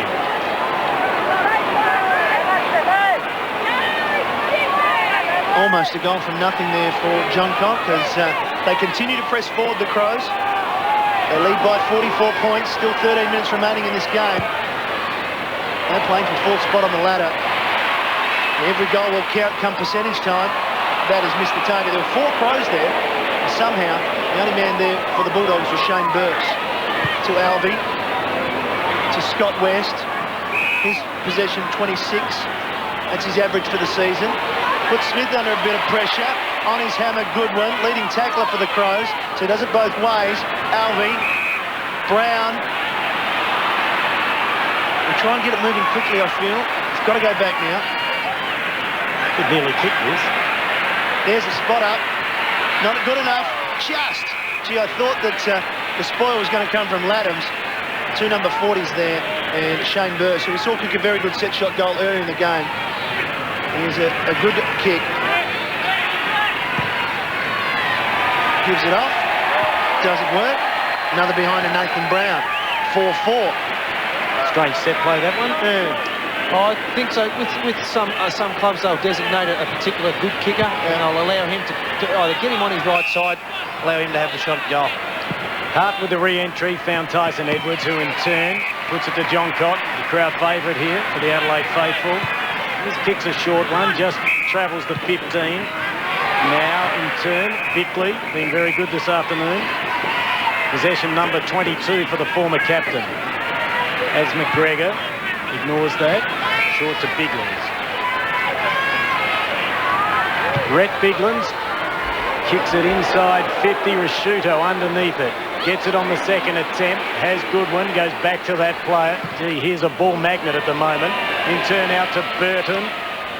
He couldn't take it. Good defensive play. Now down to Brad Johnson. Never stops running or trying. And the kick finds Bandy. Bandy looking to play on quickly. Darcy's found some space. Biglins has a little bit of ground to make up. Short pass over to McMahon. Recruited from Glenelg. He's outside 50. Puts it to a nicely positioned kick. Hargraves is there. Couldn't take it. Beautifully read by Nigel Smart. Big looping handball over the top to Hart. And Adelaide should get out of trouble as Hart lifts the eyes after a bounce and measures the kick and finds McLeod, who didn't claim the mark. Great recovery though. Beat 3 players. Onto the right boot. Adelaide a chance again. Rasciuto one-handed. Went without it. Not good play. Hahn in there. Good pressure by the skipper though. As well Hahn. See, they're working hard on the outer side. Hahn wants holding the ball. He's not a happy chappy. Well, the umpire there and Brett Allen won't buy into that one. Terrific contest there. Both players looked as though they're out of the contest. Both stayed in there and probably a justified result. Plenty of people here this afternoon. It has been a great winter's day. The weather's been excellent in Adelaide this week. Gian Siracusa, this is the body. West taps it forward, doesn't sit for Hargrave. That's a good give to McMahon. West went without it. Good pressure from Bickley though, and does enough. Under 10 minutes remaining. Pros have control. As soon as they were headed, the wake-up call came and they reacted quickly. Simon Goodwin, 30 possessions for the game. And one feels he's got plenty more to come.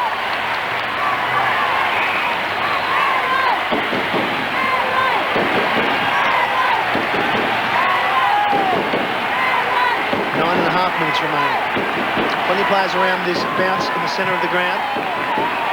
Clark works his way to the front. Slap backwards. Croft. Tough ball to mark that. Here they come. Searching. Oh, just spun around in the air. Very tough to mark. Laddam's on his hands and knees. Smart with great skill. To the clearing space. John Cott. The feet got tangled there, so they both went to ground. Alvey seeks some help from Hargrave. McMahon, who's come onto the ground and found plenty of the ball. Garlick. Well done by Hart. Picks his pocket and causes another ball up. Certainly makes you work for your kicks. Ben Hart, very dour defender. He's been fantastic for the Adelaide Football Club. He's been outstanding, really, hasn't he? He's just 28 years of age in game number 240. McMahon's picked up 5 possessions. It's coming on the ground. Laddams gets possession number 22. And it goes straight back to Hargraves. The boy recruited from Perth, infield towards Nathan Brown. Been dangerous up forward. Quick handball, made it a little bit hard for Smith, but he was good enough. Over the top to Murphy, inside 50. Should kick that one, and he has. The Doggies have their 12th. Today's world needs more power. That's why today's world needs Duracell. With long-lasting alkaline power. More power means more flashes. More power means more to enjoy. Super-powered Super Duracell. The power that lasts and lasts and lasts. Bulldogs drag it back.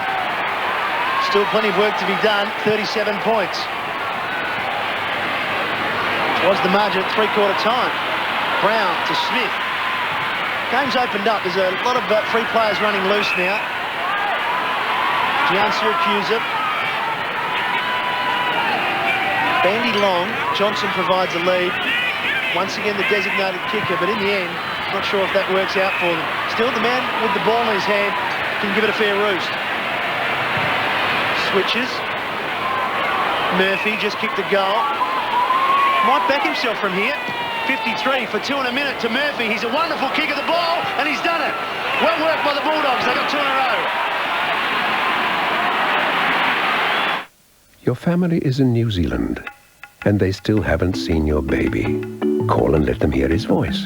Half-hour calls to New Zealand are only $2.50 with Primus Telecom. Then again, if he fits on a scanner, you could email him. iPrimus gives you unlimited hours and downloads for only $24.95 a month. Call Primus Telecom on 1300 85 0000. Primus Telecom, delivering the real value of communication. 18-12 plays 13-11. The margin 31 points. Murphy with 2 quick goals. Big one's got up high, down to McLeod. Little bit of magic there as he got it over to Bickley on the left boot around his body, and Goodwin's taken the mark. Plays on quickly. That's possession number 31. Over to Nelson, who spent most of the day on the bench, and the mark's been taken by Hargraves. Just 7 minutes remaining here at Amy Stadium. It was a crucial game for both sides. Adelaide looking to get back into the top 4, and the Bulldogs virtually playing for their season. Brown having a bit of a run on the ball, gets the handball over towards Hahn. Has the luxury of 1 bounce. Playing a little more direct now. They're back inside 50. Garlick couldn't take it. Natner was right behind him. Darcy was there. Was that in the back? According to the umpire it was, and the free kick will go the way of Ben Hart. Pretty vigorous tackle there. Difficult one to get a player on the side. Momentum's coming from behind. Ben Hart started the game across half forward. And once again, he's been a fairly reliable player. So too Bickley picks up another possession. This is number 24. And he's putting it out wide, looking for a shooter, but Sher will take the mark. Good work by Jim Syracuse there. Picked up by Hargraves. Oh, good handball. Educated hand pass. Jim Syracuse back again. Over to Grant. Short pass and finds Smith, who wanted to play on, I think. And the umpire gave him the benefit of the doubt. And Smith asking for 50. If you don't ask. Well, let's take a look. I reckon you might be right. Yeah. I think he was definitely. Well, if the umpire said he didn't play on, well then how does he stands there with the ball by himself and get dragged to the ground? Then it has to be 50. Yeah, you would think so. Correct decision. Common sense perhaps prevailed. Doughty now takes it out of defence. Long kick to Rashudo. Had to wait for it. Does so. Arcs around onto the right boot. Enjoying the front. Oh, big leap Burton. Loves to fly the Birdman. The ball's been picked up though by the Bulldog defence in burst. Went straight back to Goodwin. Back to Burton. Measures the kick looking for Bode, and he's found him. Good football. Bode, an opportunity now to kick his fourth.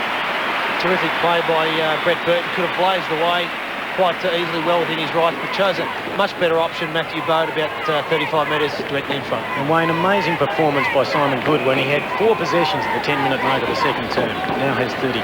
Yeah, he certainly has worked tremendously hard and been rewarded for all his hard work today. Matthew Bode lining up for his 20th possession. He's kicked 3-goal 1. Normally pretty reliable, directly in front. We're into the last 5 minutes here at Amy Stadium. Adelaide need plenty of percentage there to stay in that top 4, and that one sails through the middle. Bode's kicked his ball.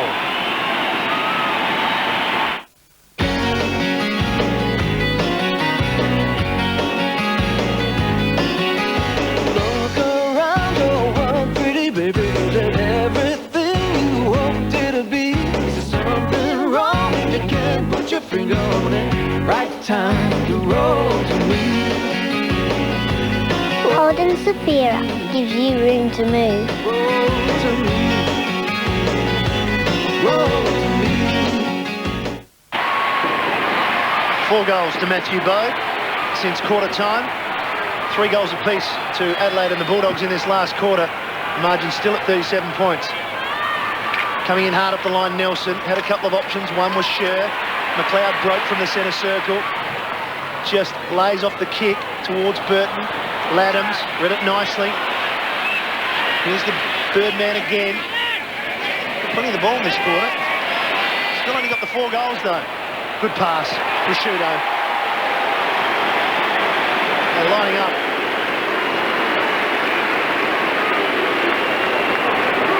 Interesting, Adelaide, they've kicked 19 goals. Only had 6 goal kickers. And normally, Matthew, a feature of the Adelaide Crows is that they do share the goal kicking around. They've had no single goal kickers. Prosciutto to kick his third, and that'll be, well, if he can, that'll be 4 players with 3 and 2 with 4. Amazing distribution of goal scoring.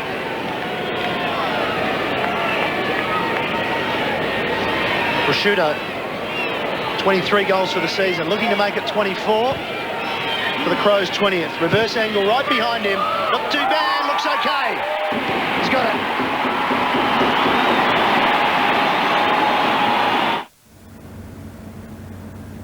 Yeah, Ron, I know this news break is brought to you by Bank SA Business Banking Online. That's not the problem. Coming up on Adelaide's National 9 News, a miraculous escape for 2 young children at Hallett Cove after a car ploughed into their bedroom. Their distraught father can't believe how close they'd come to tragedy. Kathy Freeman's on her way to London after her change of heart to run at the Commonwealth Games. More than 100 Australian athletes have already arrived in Manchester. At the British Open, Tiger Woods has had a shocking round. Michael Schumacher's poised to seal his 5th World Drivers' Championship at tonight's French Grand Prix, plus a complete wrap-up of today's footy. 41,247 fans have come here to see this game. It was an important game for both clubs. Adelaide coming home with a wet sail, 20-12 to the Doggies, 13-11, and it's socket off the ground by Hart. Opportunity now for Adelaide again. Laddams with ground level with a free kick, and Murphy was held when not in possession. Kicked 2 goals in this final term, Robert Murphy. Very promising player. The Doggies have a number of them, a number of good young players. Well, the run provided there by Harrison, but he was run down from behind, put his team under pressure. Now it's picked up by McLeod. Here's the turnover, back to Boat. He's a sitting duck. Did he take the mark? No, Croft was good, not to interfere, just apply the spoil. But now a free kick for a throw. Umpire Brett Allen indicating the ball was tapped forward.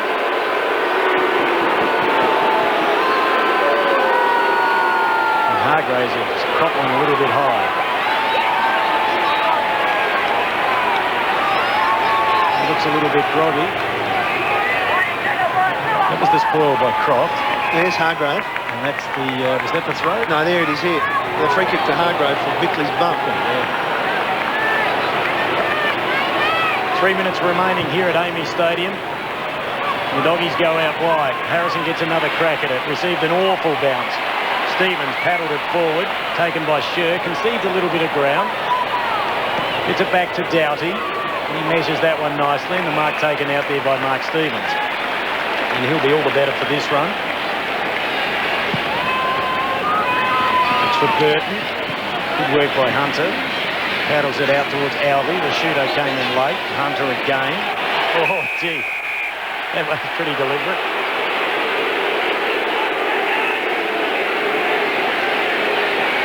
Not pinged, or wasn't pinged? You're kidding me. Umpire must have been blindsided. Biglands lays it off for Laddams. Hart. Not his best kick. Still a chance for a mark though. The spoil was Grant. Burst. Not his best kick. Running hard Scher. Got a bad bounce. West. Back to Gian Siracusa. 2 players to kick to. Bandy to Smith. Can go all the way here, Owen Smith. Take 3 or 4 bounces. Could have had a shot at goal, but crosses the ground nicely. And McMahon has marked 35 metres out from goal. Jordan McMahon, just the 1 goal for the season. Still 19 years of age. Game number 13 in his career.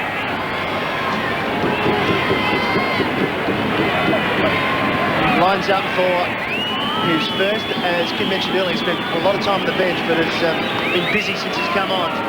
Looks okay, and he pops it through.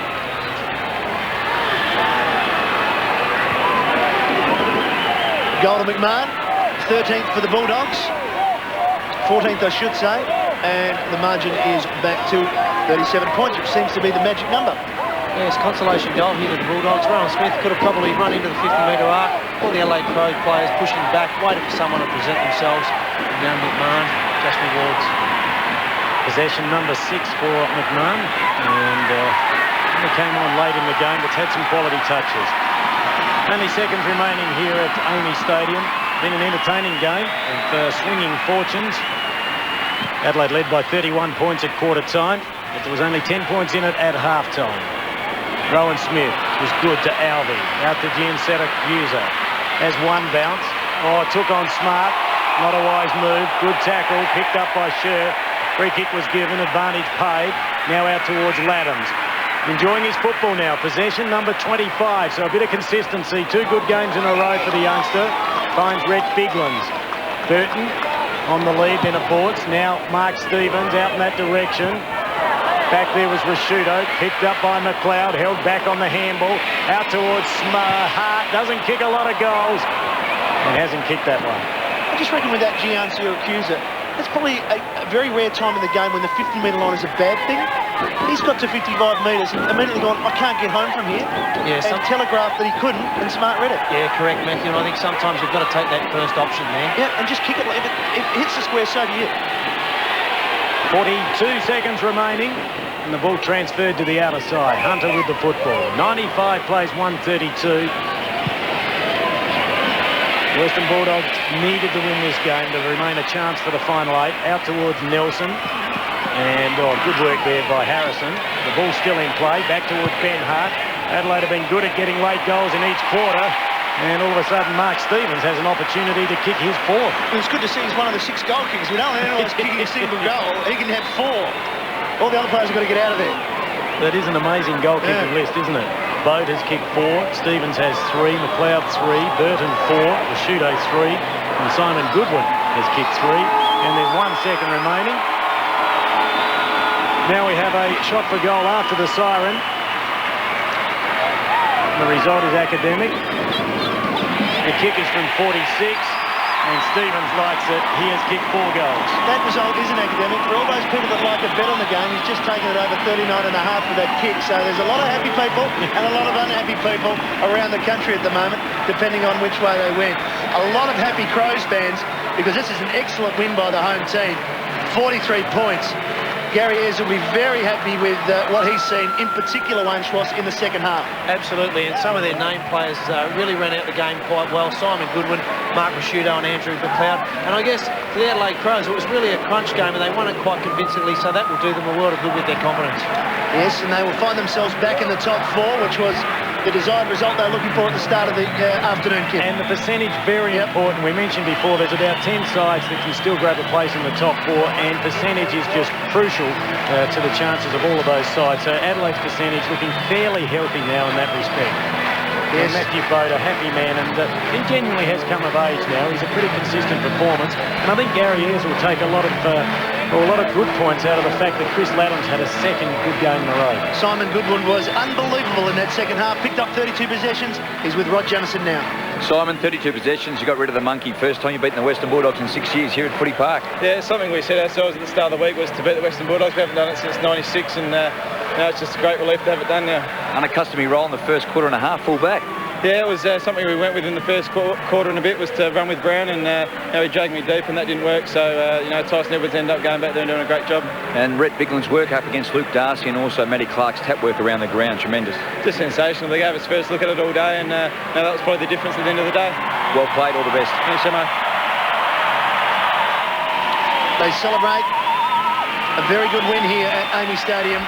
The Bulldogs will be disappointed that, Wayne, they'll be disappointed with some turnovers and some skill errors that really Adelaide did pounce on. Yeah, and I guess against quality sides, you can't afford to make too many consistent mistakes. That's something that Terry Wallace, I'm sure, will work with the boys for the remainder of the season. A lot's been said about the Adelaide forward line, Kim, that they don't have enough options to goal. They're missing Welsh, that he's out injured, and of course Shell went out earlier on, and Fitzgerald.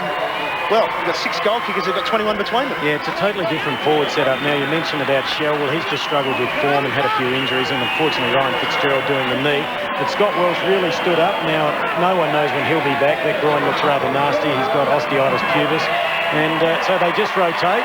And there we see Mark Stevens getting chaired off the ground, and Well, it's been a pretty good career. He came from the Kangaroos, played 21 games there, his 100th game today, and you can't do much better than kick 4 goals from centre-half forward. Yeah, I mean, that's been the key, hasn't it? They look a better side with Stevens at centre-half forward. He's got a goal in every quarter, so he's providing a contest all the time. Yeah, he never stops working, and that's the main point with Mark Stevens' game. He just works his backside up and down the ground, never stops giving a contest, and that just brings other players into the game. 18 possessions from centre-half forward. Did spend some time on the bench, as is the want for most players in the game today. They do get a spell, chance to rest, but he'd be very pleased.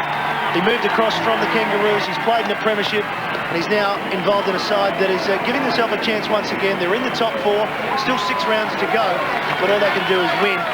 And they certainly have set up a fantastic contest next week, playing against the side they've just knocked out of the 4, Geelong, at Skilled Stadium. Yeah, that'll be a beauty, and it's not easy at Skilled Stadium. It's quite incredible the form by Geelong at the moment. I think 7 wins in a row, and that's the first time, I think, since 1991, I think. And they've only lost once this year at Skilled, when the Bulldogs came from behind in a turnaround game to do that. So they were asked today to win. Some sides in this round of 16 were asked and folded. So they're giving themselves some breathing space. Interesting, we have a look at Matthew Clark walking off there. Like Luke Darcy still had 19 possessions. He does tend to play like a ruck rover in many respects. Yeah, and I guess that he's one player that when most sides come up to play against the Western Bulldogs, Luke Darcy's name's thrown up very, very quickly. So much to be said about the players that got hold of the football. I was really pleased with Nigel Smart's game. Just the 12 possessions, but hardly put a foot wrong. No, and he had Chris Grant, and in the end, Chris Grant was moved into defence because of the form of Nigel. So, as I said, Nigel's been in sensational form. So too has Mark Bickley, and the local papers here a couple of years ago were trying to retire them off, and they're having a couple of their best seasons ever. Well, they defeated St Kilda by 18 points. It was a pretty lacklustre sort of performance. I'm sure they'll be much happier, apart from Nathan Bassett, of course. They'll be much happier in singing the club song.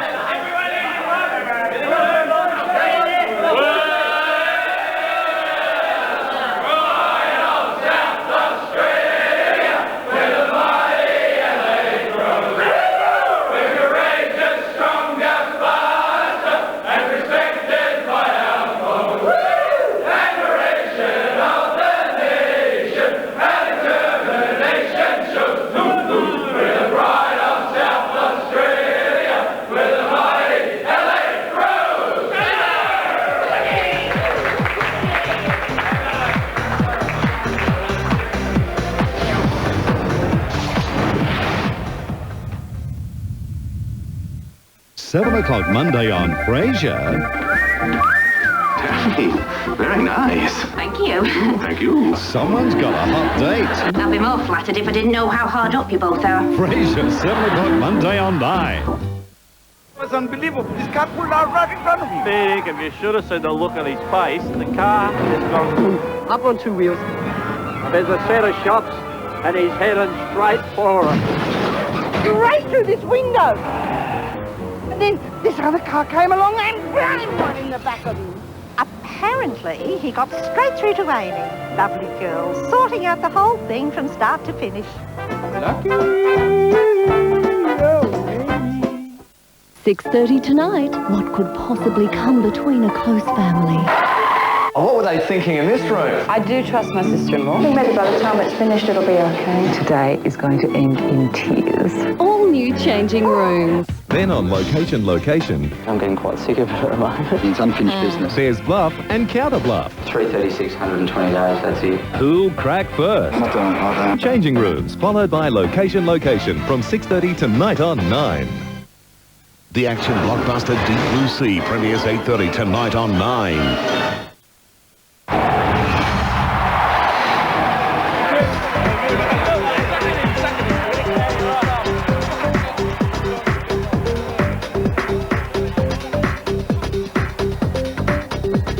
And a very good victory to the Adelaide Crows by 43 points in the end, and very unusual scoreline for them. Bode, Stevens and Burton all got 4, McLeod, Rasciuto with 3. On the other page, we'll catch that in a minute, the other player that got the 3, just to surprise you there, that's Goodwin. And Brown did his job certainly for the Western Bulldogs, picking up 4. I don't think you'll see that very often. 21 goals and just 6 goal kickers. And one of those goal kickers was Matthew Bode, and he's in the rooms with Rod Jamieson. I'm with Matthew Bode. Matthew, 4 goals today, well played, good win in the end. Yeah, it was a great win. We knew that the Bulldogs were playing for everything this week, and it certainly was an important game for them, and we want to win every game at home, so it was a great win for us. And they have played well over here in the past too. I mean, we spoke to Goody earlier. That's a monkey that you had to get off your back. Yeah, I think they've beat us the last 7 times over here, so, you know, they certainly don't fear travelling, and, you know, it was a game that we needed, I think, and we got a few away games now, so it's pretty important for us to get right back on track. Last week against St Kilda was just probably a game that you really had to get through. It was just a battle and a struggle. And I thought today the intensity and the approach and the attack on particularly the players and the support you had was tremendous. Yeah, it was. You know, that week off probably didn't do us any good at all. We were travelling so well, and, you know, we had a bit of a hiccup there, but hopefully we're back on track now, and it was great to have a win at home, and for Turbo's 100th game, Mark Stevens, it was good to have a win for him. 3 goals to him, 3 goals to Rashido, and 3 goals to Goodwin as well, so a number of players kicking goals and Bird's kicking 4. Yeah, I think Birdman kicked 4 in the first quarter, so, you know, I think it's a good thing that we're sharing it around a bit. We haven't got one person kicking all our goals, and it makes us harder to keep down, I suppose. Be on the road for a couple of weeks now, off to Geelong. Good luck next week. Yeah, Geelong, well, it's another huge test for us. They've won the last 5 or 6, so they beat Essendon the other night, and, you know, it's a great test for us, and we're really looking forward to it. Well done, Manny. All the best. Thanks a lot. Yes, it certainly is a great test for them, but they were very, very good today, in particular in that second half. And what about Simon Goodwin? You were sort of watching him throughout the game, weren't you? Because you were disappointed that he was down back. Well, he was. He started at full-back and he was on Nathan Brown, and he had 4 possessions up to the 10-minute mark, I think, of the second term. He ended up with 32 possessions and kicked 3 goals, and he really helped turn the match. Bobe was very good. That was all class by Andy McLeod, and we come to expect that from him. He's an absolute champion. The Bulldogs did get their nose in front, but it just sort of sparked players like Goodwin and Rashido and McLeod, the usual suspects as we like to call them. They just ran harder and they created many opportunities. And Goodwin was just so destructive. Well, he was. He kicked 2 in the space of 20 seconds in that final term, and that was a beauty. That was the second of them. And look, they were very good. And yeah, the Doggies got in front by 3 points at the 5-minute mark of the third term, and we thought we had a real game of football. Murphy was pretty good, kicked 2 in the last term, and that was perhaps his best one from just outside 50. Yeah, he came off the half-back flank, kept a couple of goals. But all of a sudden, from Adelaide's point of view, they had so many options inside their forward 50. Well, they did, and we mentioned about Bode on a number of occasions. He just keeps bobbing up, and played just the 1 game last season, had a broken hand, a lot of injury. He's really come of age now, and he's made his mark at AFL level. Full-time stats, Adelaide really did get on top in possession. Look at that, 310 possessions to 280. Uncontested, they're on top there as well. And inside 50 on 23 more occasions, and Adelaide's are the masters of that, but this time they capitalise on their opportunities. Well, it really was a good performance, and it does show through on the stats as the Crows go through their warm-up. We've given you the final score of the Brisbane Lions Sydney game from the Gabba. Time now to check on the final score from Colonial Stadium between Carlton and St Kilda. If you don't want to know the score, if you're going to watch a replay later on, look away now.